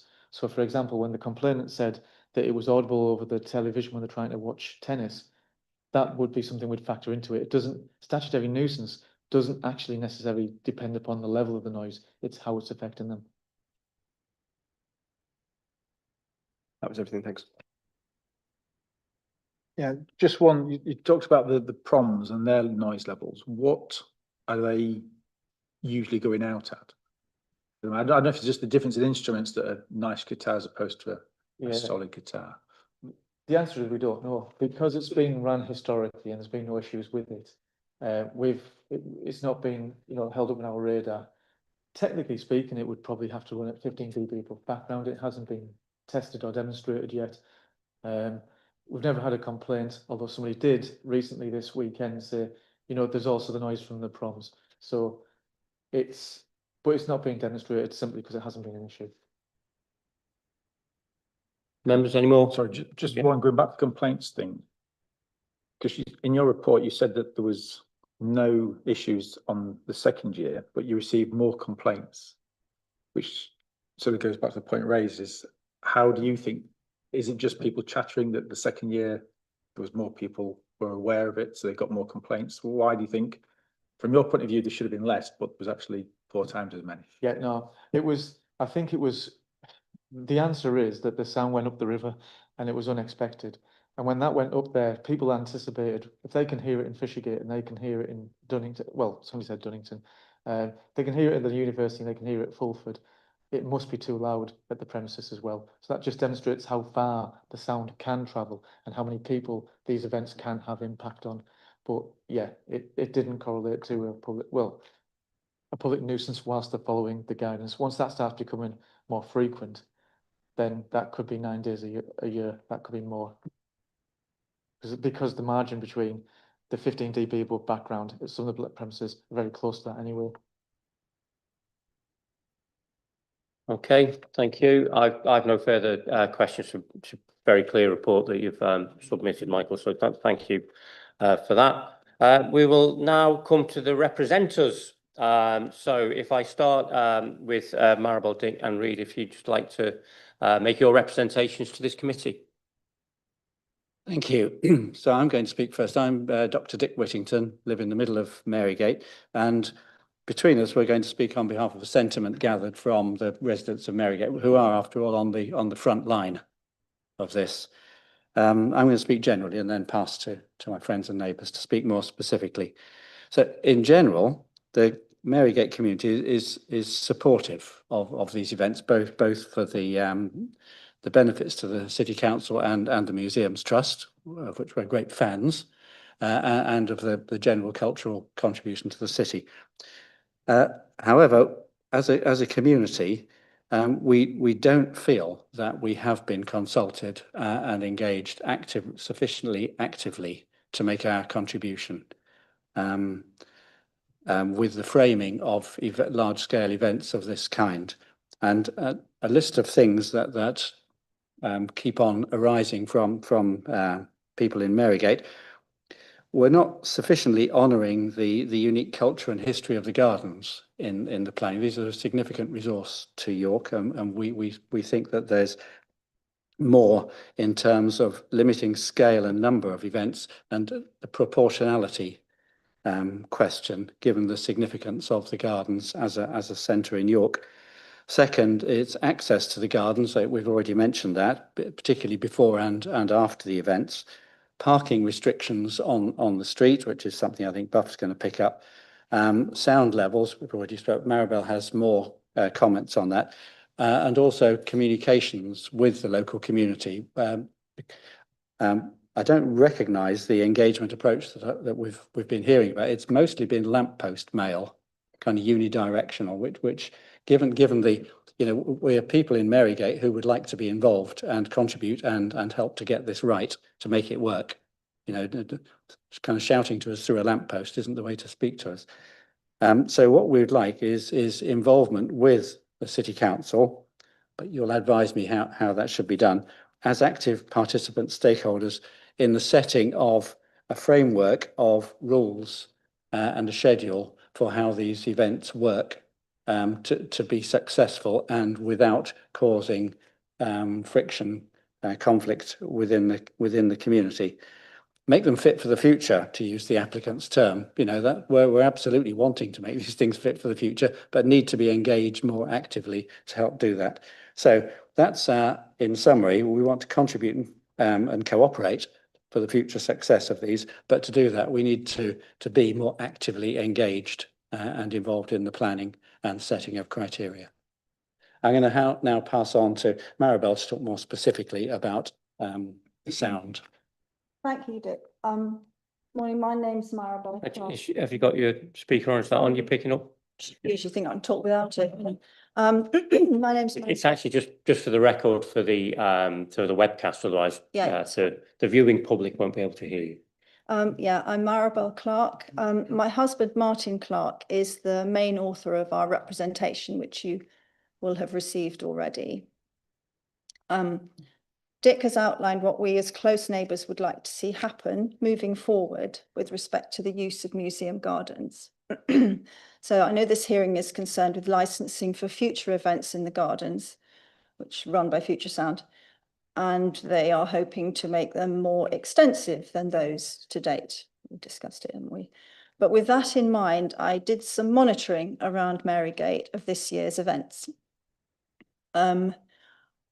which they are starting to clear away now, but they obviously haven't finished yet. I live at number 60 Marygate, which is perhaps one of the most directly affected properties of the street.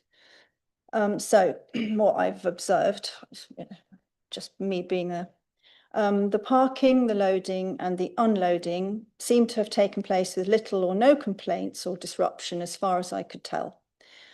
However, we do not see the need to block off such a length of the street for an extended period. In practice, people solved this problem by ignoring the cones and parking anyway. So that's what happened with the parking.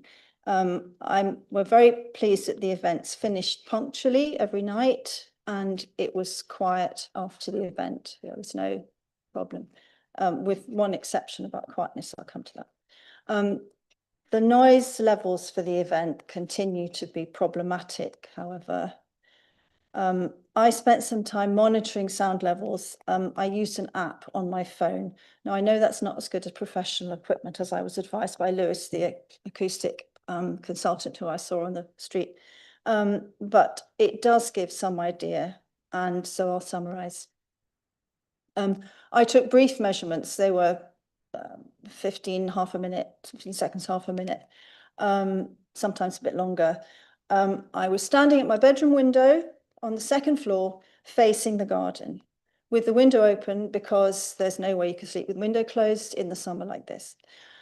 Between 8 p.m. and 10 p.m. each night, Thursday to Saturday, I recorded the noise level during songs, and it was fairly consistent at 76 decibels average and a maximum of 84 during the songs. So we're not averaging over 15 minutes because 15 minutes will encompass a break between songs. And another thing to point out is the hum from the drinks cooler, which has been carrying on continuously all last week. That's what I've mentioned to you. It's not loud, maybe 40 decibels I recorded, but it is a continuous sound and it goes on all night. It's not nothing. We noticed it. So did other neighbours.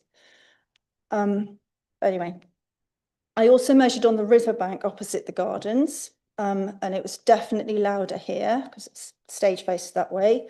On Friday at the Perky Peacock, during a sound check at 13:18, I was sitting there with some friends and I found it hard to hear them talking. So I measured the sound, I had my phone, and it was averaged 85 decibels, peaking at 88 over a period of a chorus. And then on Saturday, during about 9:45, that was the last bit of the Saturday concert, I was opposite the stage on the riverbank and I was reading 79 decibels average, peaking at 88, again, during a song. So, and it was loud, definitely. I mean, you know, a decibel meter says what it does. I can tell you it was loud. So these values can be compared with the sound map, which was submitted in the addendum from Futuresound's lawyer. On the sound map on page 47, that's where the sound map is, the recording station R7 is shown as located within our house. It's actually inside it. Well, it's obviously not there. It's actually within the gardens opposite our house. I can see it. It's behind a tree, behind the wall, between the wall and a tree. But I can tell you a more accurate what 3 words position if you'd like to know where it is. But my measurements were from my window. And after having done all this research, which went on over several days, my overall impression is that the site was more or less bubbling over with noise. It was a bit like a sponge cake being baked in a tin much too small. That's how it felt. It just feels like this kind of music is too loud for this venue. And I'm getting this from, you know, what you're saying. We're doing these sound checks everywhere. It's got to keep on.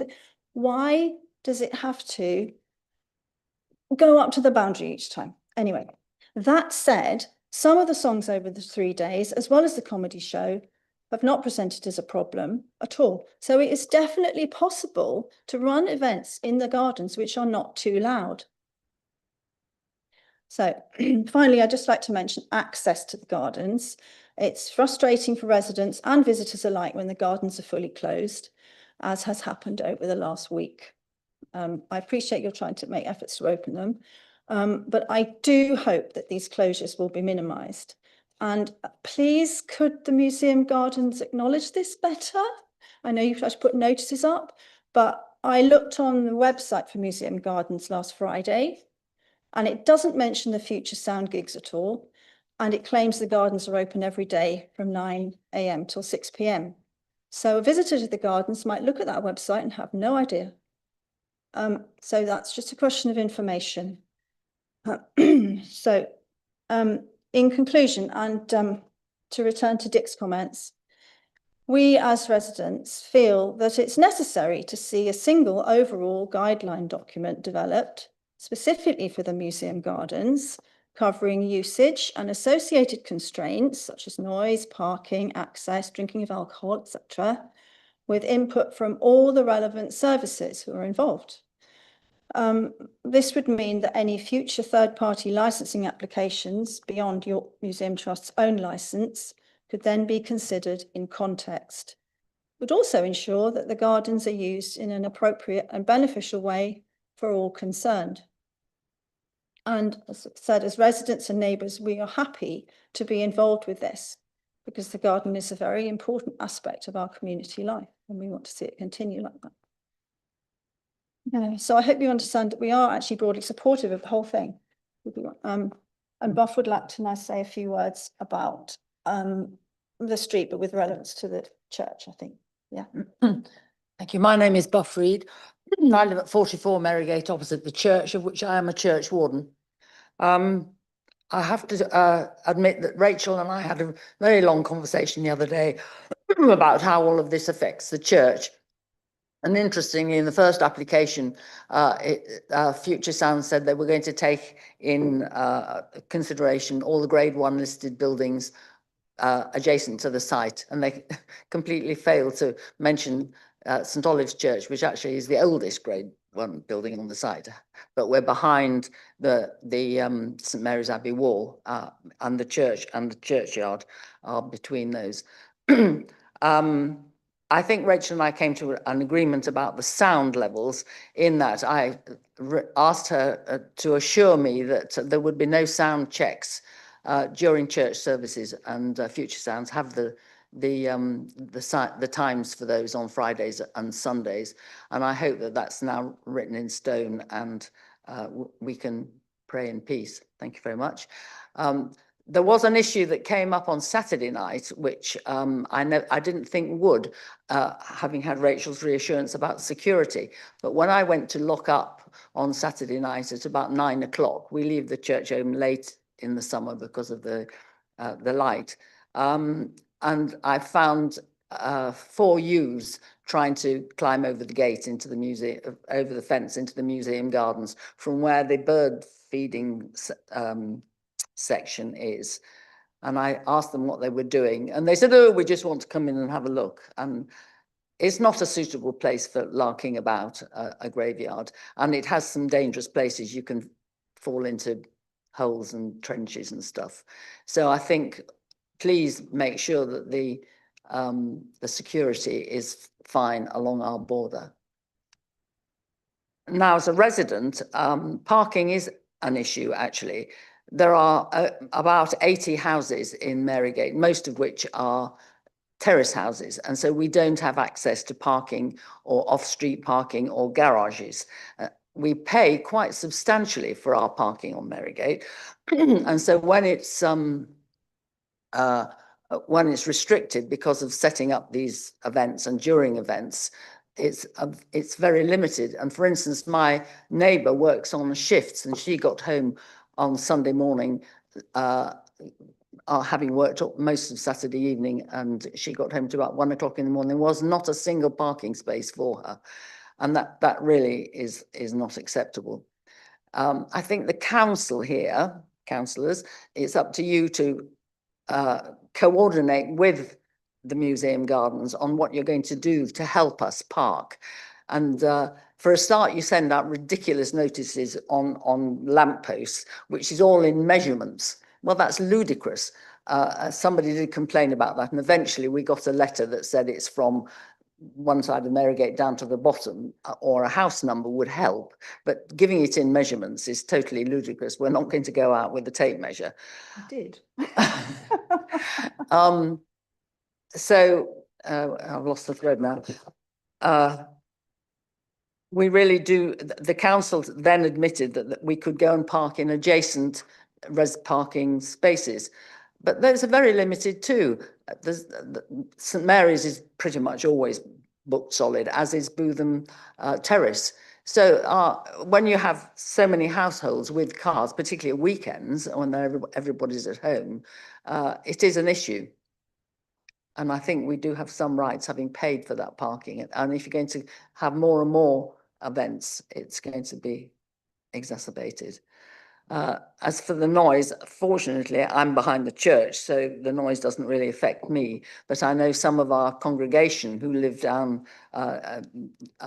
just beyond the railway tracks say it's the consistency of it. It's all the time, 4 days, this thump, thump, thump, thump. It does get to them. Oh, and going back to the parking, of course, we have people coming to park for our services on a Sunday, and some of them have blue badges, that's fine. But some of them do park down at the bottom of the road where it's not res parking, and they can park reasonably cheaply there.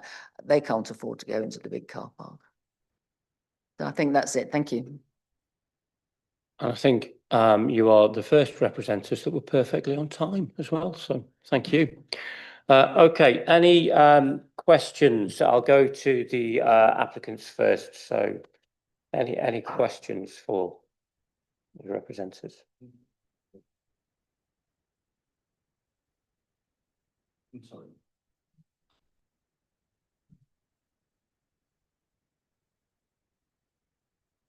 I mean, you can ask the question directly. I think we'll have. Okay, all right, thank you. Any questions at all for the representatives? Questions? No? Michael?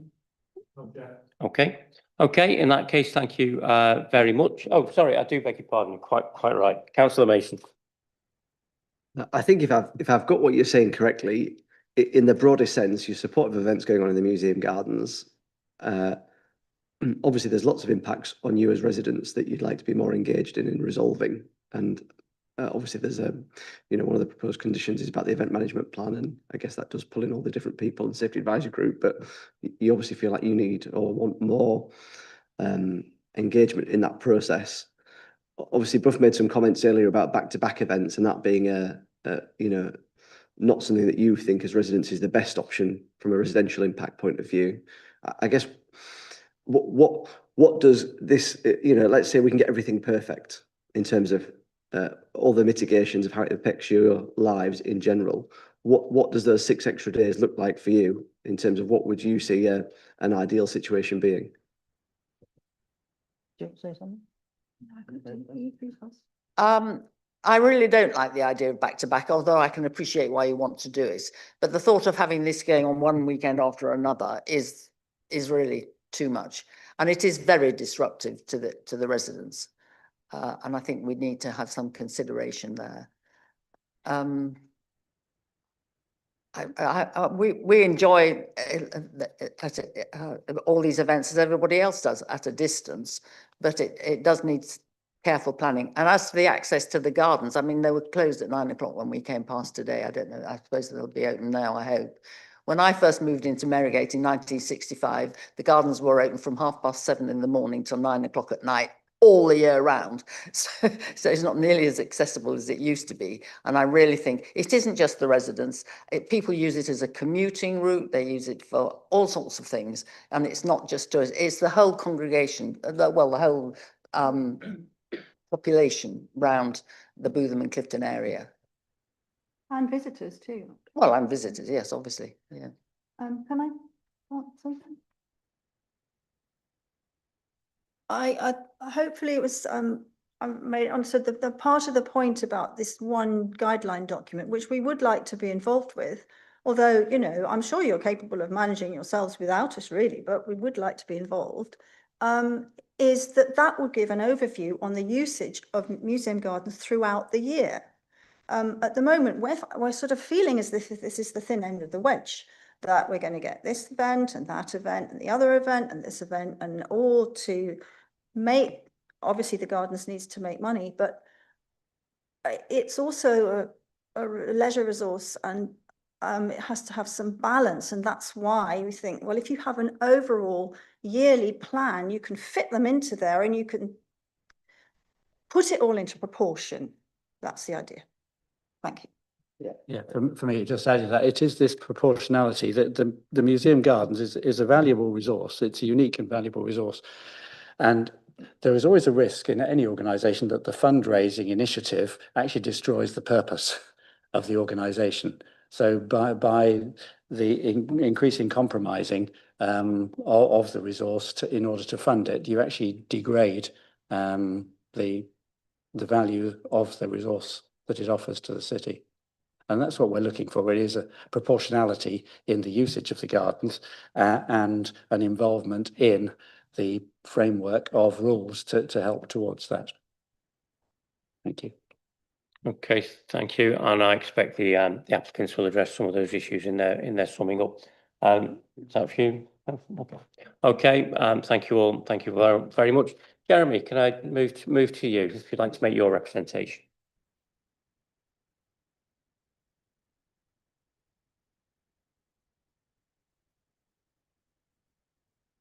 Councillors, I appreciate being given this opportunity to speak re Futuresound's request for a licence to operate in the museum gardens, and I hope not to be too verbose. I'm Jeremy Brooks, and we have lived in Longfield Terrace, just the other side of the railway line, for over 30 years. I'm opposed to the granting of the licence. My reasons, firstly and unequivocally, is due to noise pollution.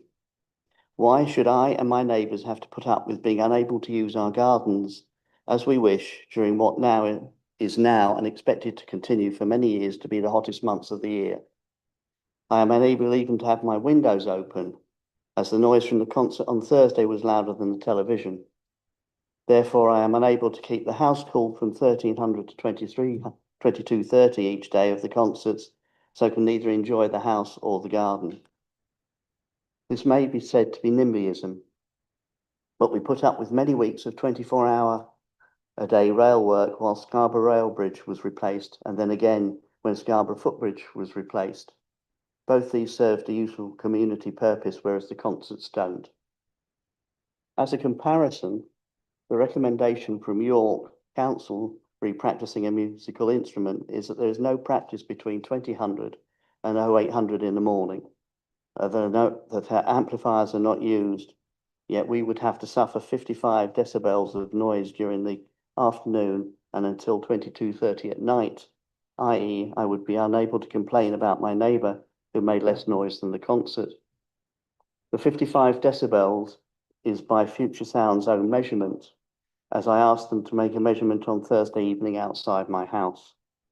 This is much more than the 15 decibels above our base level in the area. Also on Thursday evening, I spoke with 2 American tourists who were sitting in a garden on Earlsborough Terrace. For those of you who don't know, that's one of the river properties.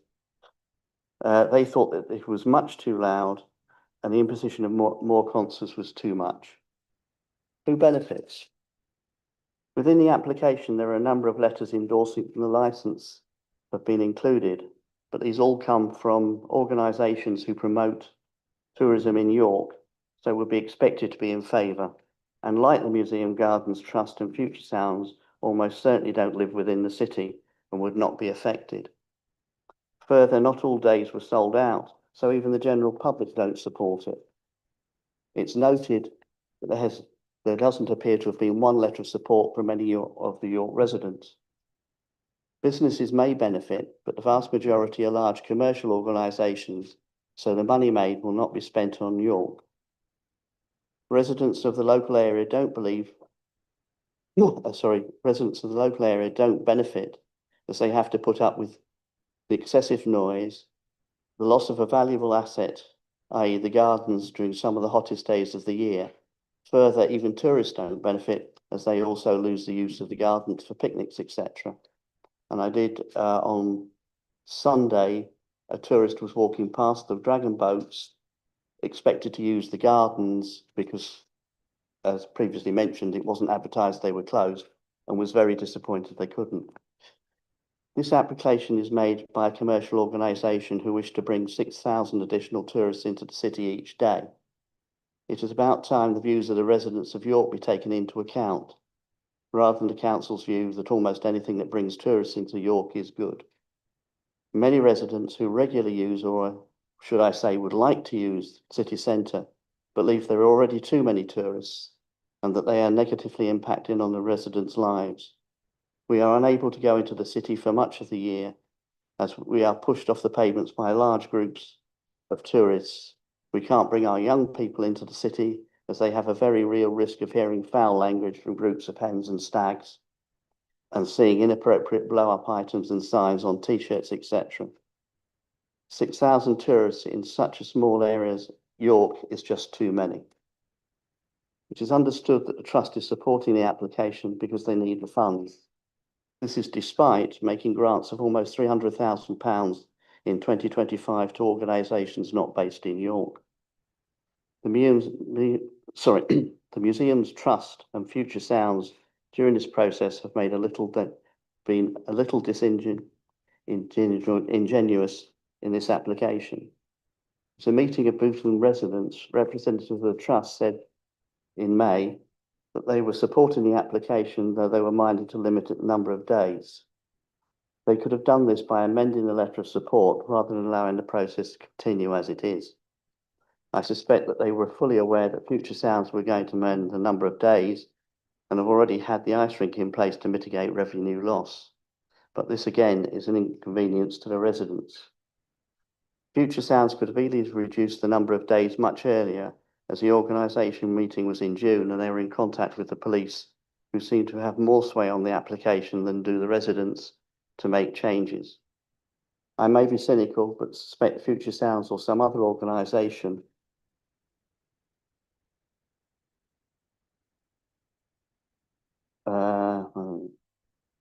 will, if this application is accepted, be back in again for more days.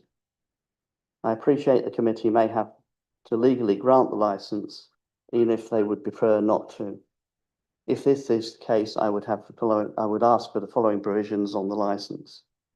1, measuring sounds. At present, the maximum sound is 15 decibels above background. This is almost certain that the background level was measured at the noisiest part of the day. I suggest that new levels are recorded at times the concerts would be on, as the roads would be much quieter and it would give a fairer measurement of ambient sound.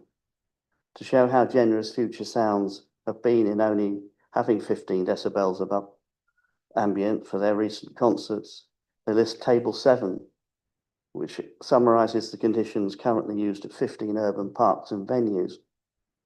The local authority, noting that the local authority is satisfied having issued premises licences and there is no evidence to suggest any public nuisance caused. What they failed to mention that these locations are many times bigger than the museum gardens. In one case, 300 acres as opposed to museum gardens 10, and therefore it is unlikely to cause public nuisance.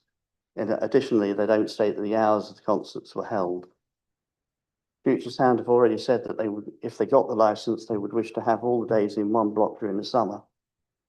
This would mean the residents would have to put up with noise intrusion for a full summer month. This is grossly unfair. Therefore, I would request that there should be at least 14 days between the ending of one event, including striking and erecting sets, etc. Whoever is running a concert, and preferably no more than one event be run in the same month. There be no construction, practice or events taking place during St Olive's services on Fridays and Sundays, and where possible, Futuresound liaise with the church to see that a quiet period can be held during funerals and weddings. This is a source of income for the church, which, like the trust, is a charity as such. As part of granting the licence, any organisation is not allowed to apply for an increase in number of days for at least 5 years. This would prevent creep and allow residents to gauge the problems of any increase. You may also want to consider how many years the licence is granted for. And one added comment was that from the chair of the Museum Trust is, if you don't get the licence, then the gardens will close. I think that's a little unfair. Okay, thank you. Any questions? I will go first to the applicants. Do you have any questions for Jeremy Brook? Sure.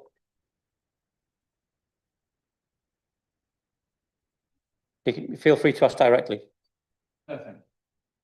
No? No. Okay. Okay. Michael, any questions? Yeah. Okay, thank you. Any questions from representatives 1? No? Okay. And any questions? Christopher, any questions at all? No? Okay. Thank you. And thank you very much. What I'm going to suggest is a slight adjournment. Was that? Oh, sorry, we've got the. I keep forgetting the most important people who are going to make the decision. So, any questions? Sorry, no, sorry, beg your pardon. I was going to suggest a slight adjournment for a comfort break, really, because I'm noticing people drifting out to go and use the loo. So, Christopher, if you can just hold fire for just 5 minutes while we all have a comfort break, and we will reconvene in here at 12:05. Okay, thank you.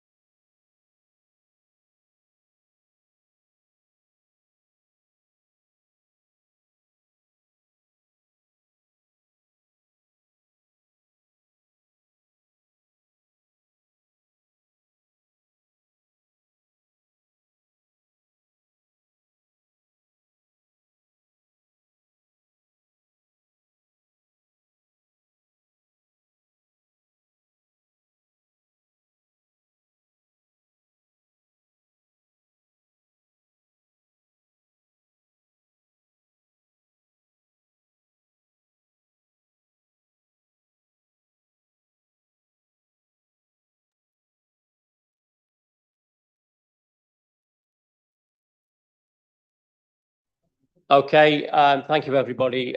Thank you all for returning. And also thank you to Mr. Gray, who's informed us that he has nothing further to add to what's already been said. So thank you for that. Okay, we're going to come to summing up now, which I will take in turn, and each party has 5 minutes each for summing up. I'll go with the representatives first. At the end of all the summing ups, the subcommittee, so that's myself and my fellow councillors here, will ask questions, but we'll wait for all of the sum ups before we get to the point of asking any further questions for clarification on our part before we go into the decision-making part of the meeting. Okay, so first of all, if I could ask Michael Golightly from Public Protection to sum up his case, including anything else, of course, that he's heard during today's meeting. Okay, thank you, Chair. Basically, it's just to say that there's a perfectly good premises licence in place already, with no indication or requirement for this to be withdrawn. This is going to add to that application with an extra 6 days, therefore resulting in potentially 9 days of loud music events taking place. We can't accommodate this, we can't support this because of the national guidance that we still use, and that has been quoted by Electric Star, as well as being it's going to be used in their noise management plans. And also our local guidance, and we just can't accommodate for another day of 65 dB against our guidance. And in our experience, this does result in noise complaints and annoyance to neighbours, and therefore potentially a public nuisance. We cannot accommodate for the 15 dB above background because we don't think it's viable or achievable for the applicants. This year would demonstrate that they would have definitely breached that many times on one of the days. There has been a report submitted which does demonstrate some of the background levels, and that would have been breached. And we don't feel that the conditions at the moment are worded in a way whereby we would be happy with the amount of time that things are going to come towards us for us to review in advance. It doesn't give us enough input into the actual events that are proposed. We don't think that they're robust enough. And in our opinion, that this entire application is just adding and compounding to the noise which is already there. It is a departure from both local and national guidance, and in our opinion, that it would likely result in a public nuisance, so we just definitely can't support this application. Okay, thank you. I'll now come to representatives one, if you'd like to sum up. Thank you, Chair. Our position is we generally supportive for the sake of the Museums Trust. However, we do request additional conditions around active engagement in the planning aspect with regard to those points that we made earlier. Thank you. Thank you. Jeremy Brooks, anything to add in summing up? Yes, first of all, I'd like to apologise to Museums Trust. The information I gave about the £300,000 that they grant is not in grant, there's just a funnel. So that should be ignored, please. Basically, it's noise pollution. The whole of Longfield Terrace, Bootham Terrace, Sycamore Place, Sycamore Terrace, surrounding areas will have to put up with this noise, as I say, probably during the nice summer months when we should be able to enjoy our gardens. We have the right to do so. The base level of sound might be a certain amount in the museum gardens, but it's nowhere near that where we live. It's a lot quieter. Therefore, as I say, my main basic reason for objecting to it is on my general quality of life. Thank you. Okay, thank you. And Christopher, are you? Okay, all right, thank you very much. Applicants, if you'd like to sum up. Chair, I'm grateful. Let me take you back to the National Licensing Policy Framework, page 6, which says this about licensing. It must be enabling as well as protective. Deliver licenses that are granted on the terms sought with conditions that are necessary and proportionate.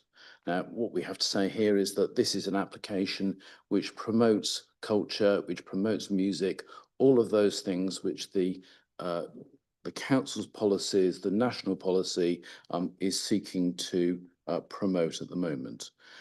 We have, you've heard today, a consensus, I think it's fair to say, that there is support for the application, or there's support for the activities that are undertaken.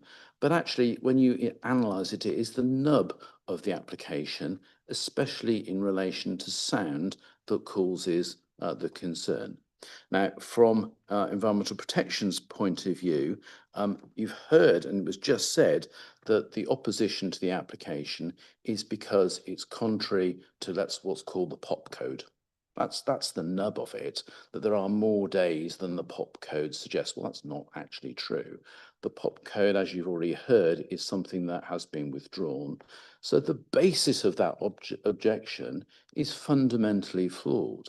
Now, you've heard evidence being given about the fact that low volumes of music or that low volumes of noise can't cause nuisance, and it was confused with low frequency measurements. But there's a bit of a dilemma there, because actually in some occasions where noise occurs over a long period of time, and we're talking days, that can cause a nuisance at low volumes. That's not right.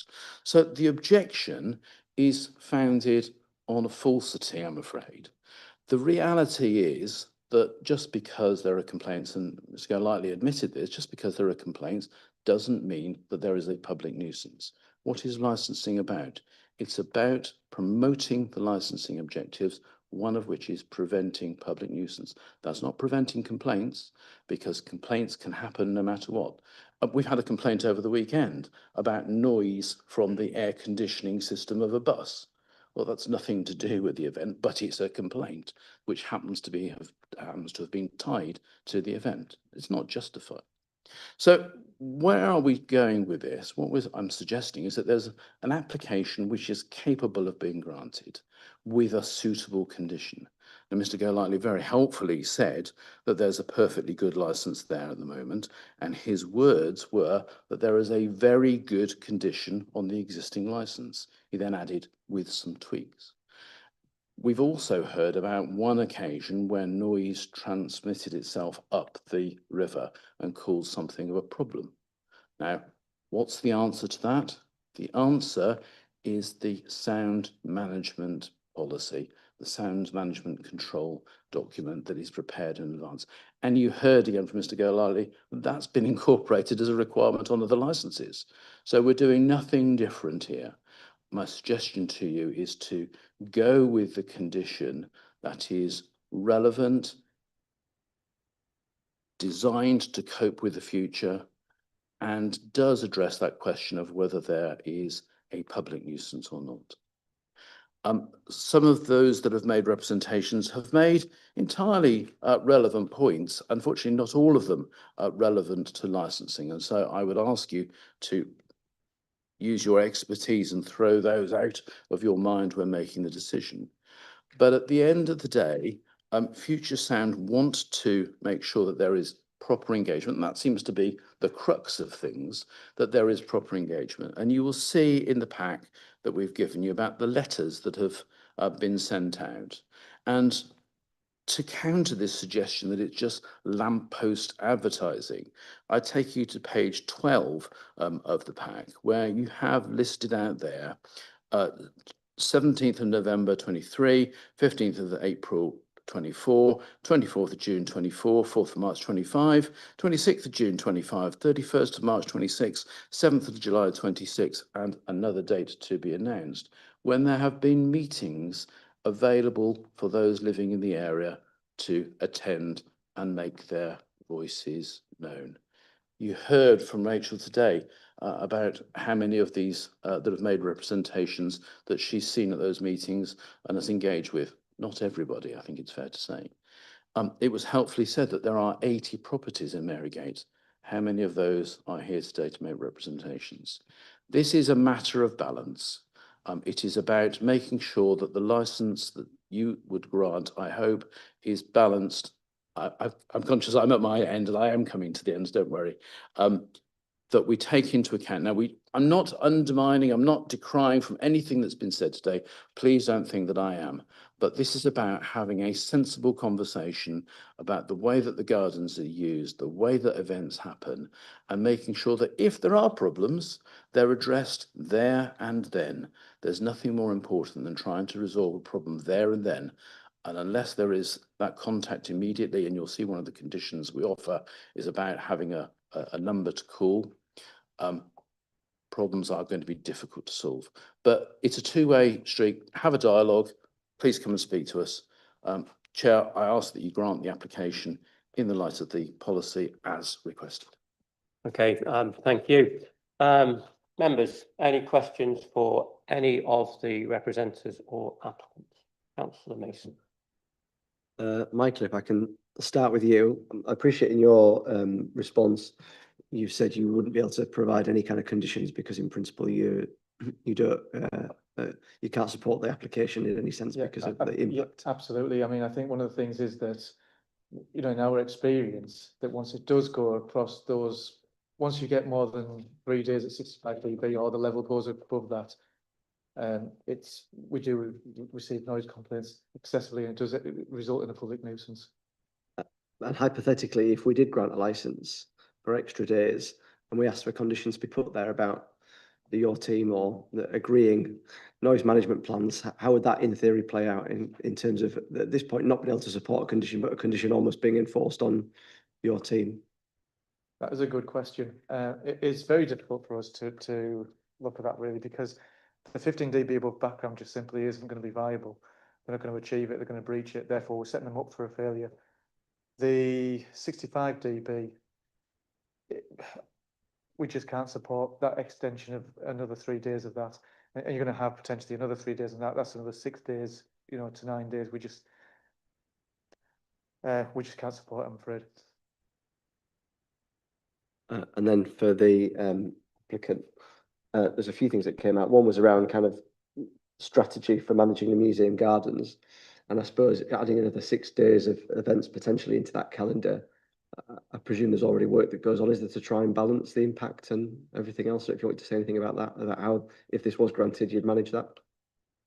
Well, yes, but I make the point that we've been talking consistently about 6 days plus 6 days, but as I explained at the beginning, the concept is that for the events held by Futuresound, these would be the 6 days under the license. But I think I should probably hand over to the trust to say a few words about managing it together. Yeah, I think there's two parts to your question, Councillor Mason. So there's the work we do and do regularly with Futuresound about how we work together. Currently on the 3 louder nights that we do and the one less noisy evening. And that conversation continues. Our team is in correspondence with Rachel primarily all year round, and the rest of the Futuresound team. And you've got Andy and Claire here as well. So we spend a lot of time talking not just about artists, but about engaging community, but also about the logistical get in and get out. That wouldn't change. In terms of the wider museum gardens and where it doesn't touch Futuresound, we've got a gardens manager. Many of the residents will know Steve, and he's a brilliant gardens manager, and he leads a team of 7 gardeners who care for that space. And we work closely across the trust to try and make sure we've got opportunities to link to the exhibitions that are happening in the art gallery. So Steve works really closely with our senior curator and the curatorial team at the art gallery to produce a response to exhibitions. So you've got a Zen garden outside the back of the art gallery at the minute to do with the Making Waves exhibition. And we also link really closely to the activity that's happening in the Yorkshire Museum. So 2 summers ago, we built a Mesolithic Iron Age dwelling outside the Yorkshire Museum in response to the exhibition that was happening inside. So part of that is work that we do each year, and Richard, my colleague, is involved in that to try and make sure that at all times of the year, other than on days when we close the gardens for safety, and it's closed today so that we can manage the get out of the Futuresound rig safely and quickly, that we try and make sure there is always a space for the green lung that the residents of the city need, that there is space for respite. We've done lots of consultation with lots of different kinds of audience groups about what they want from the museum gardens. Some of the things that they want, we can't provide because we're limited by planning and constraints, not just to do with licensing. So lots of people want toilets in the museum gardens, and at the moment we can't provide those permanently. Lots of people want play in the museum gardens. Lots of people want a permanent cafe in the museum garden. So there are lots of things we'd like to do, but we're also really minded that that garden, as I've already said, was laid out in 1844, and we don't want to make huge changes to the bit that sits in front of the Yorkshire Museum and goes down to the river. And that in the edible garden and in the storytelling space and in the beautiful planting down by the river, people often find that little space where they can be quiet or reflect or just have a sit down in a busy day. So we try and manage that. We're trying not to animate the gardens too much, but equally we need we need the revenue that they deliver us for us. So the gardens provide many things. They provide the backdrop for the mailer, which brings so much to the city. They provide the backdrop for the Roman festival, the Iberek and Roma festival, but then they also do commercial events for us as well, as these would be. So we'll continue to hold that, and we talk about it ever such a lot. Councillor Nichols, any questions? Yeah, it's probably to both sides really, in terms of it's an argument between 15 background decibels. You don't think it's measurable, but this side thinks it is measurable. And that's what we're gonna have to base our decision around, basically. Would that be fair on both sides? That one side say you cannot guarantee you can think they can achieve 15, and the other side saying we can absolutely be below 15 decibels background noise. Is that summing up correctly? I think we would have to do further survey work. You know, the blue sky was one snapshot in time. Certainly our survey last week presented a different level.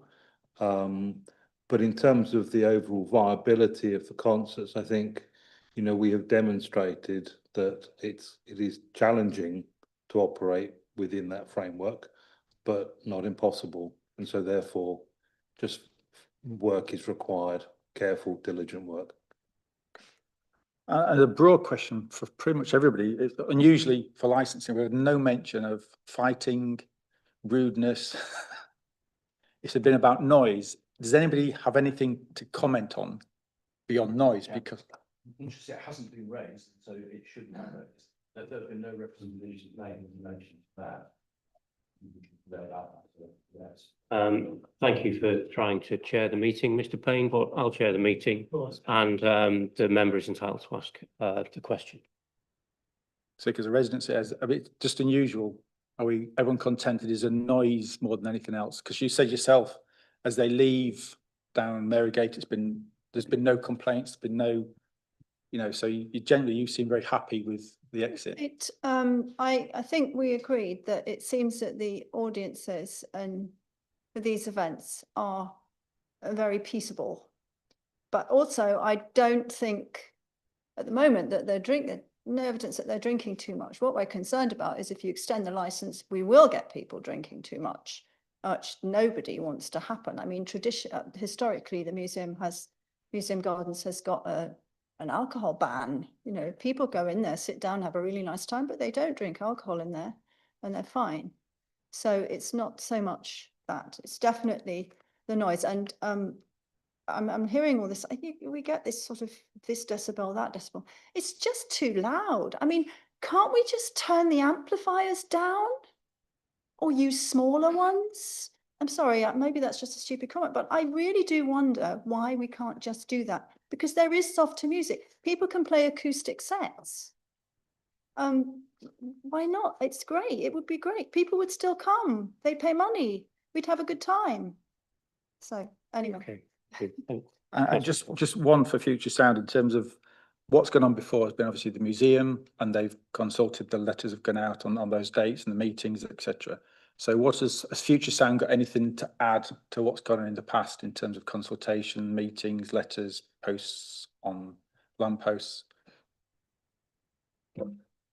I think I'm probably the most first person to answer this because I do all of it with my family. We recently, Joss, who is the senior events manager, and myself attended the South Bootham residents meeting, which we hadn't attended before. We were asked to attend, we were invited, so we attended. And we noted and listened to the residents, but one of their main things that came out of the meeting was the parking. So I acted on that and I contacted the highways. We consulted, we came up with a solution, maybe not the best, but I guess what I'm saying is I'm happy to attend these meetings if that's what I need to do. It's important to me, as well as the residents, that we get a good balance. And I continue to post the letters myself to the doors and Marygate. I have done it for the last 3 years. I also work with the local link, and we put the final residents letter in the local link. There's conversation going on with local link at the moment as to how that information feeds into their magazine. Is it an insert? Is it a letter? Because I know sometimes people ignore it, but there are further conversations and trying to work out how better we can get that information out. We have a mailing list. We do socials. So it's just finding that balance on how we reach everybody without knocking on the doors all the time. Thanks, Councillor Nicholas. Just a couple of questions from me. Just for clarity, it's been intimated that if this licence was granted, they would be the 6 noisy events that took place in that year. So would that be the plan for Museum Gardens, that there would be 6 louder events? Presumably meaning the other licence that's held by the Museums Trust will be used for quieter events. Is that what your plan is?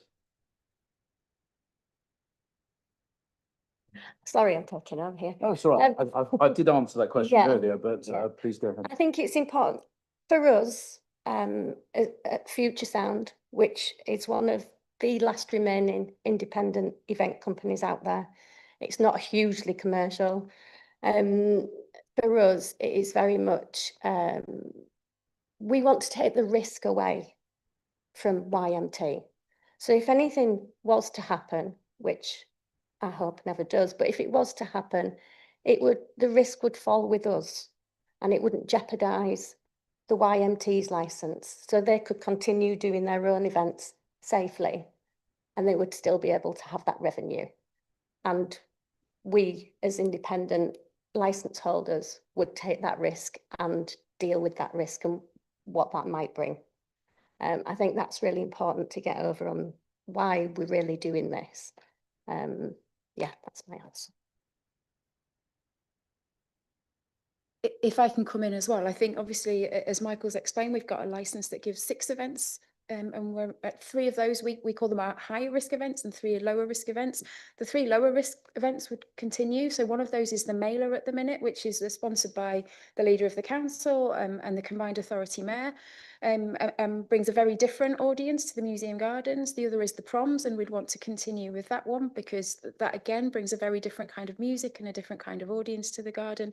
And at the moment, we've got no plans for what those other ones would be, but we wouldn't want to lose them should this licence not go ahead, or should Futuresound ever want to move away from using the Museum Gardens. But we're not imagining a summer full of pop concerts in the Museum Gardens, if that's the question you're asking, Councillor Kilbane.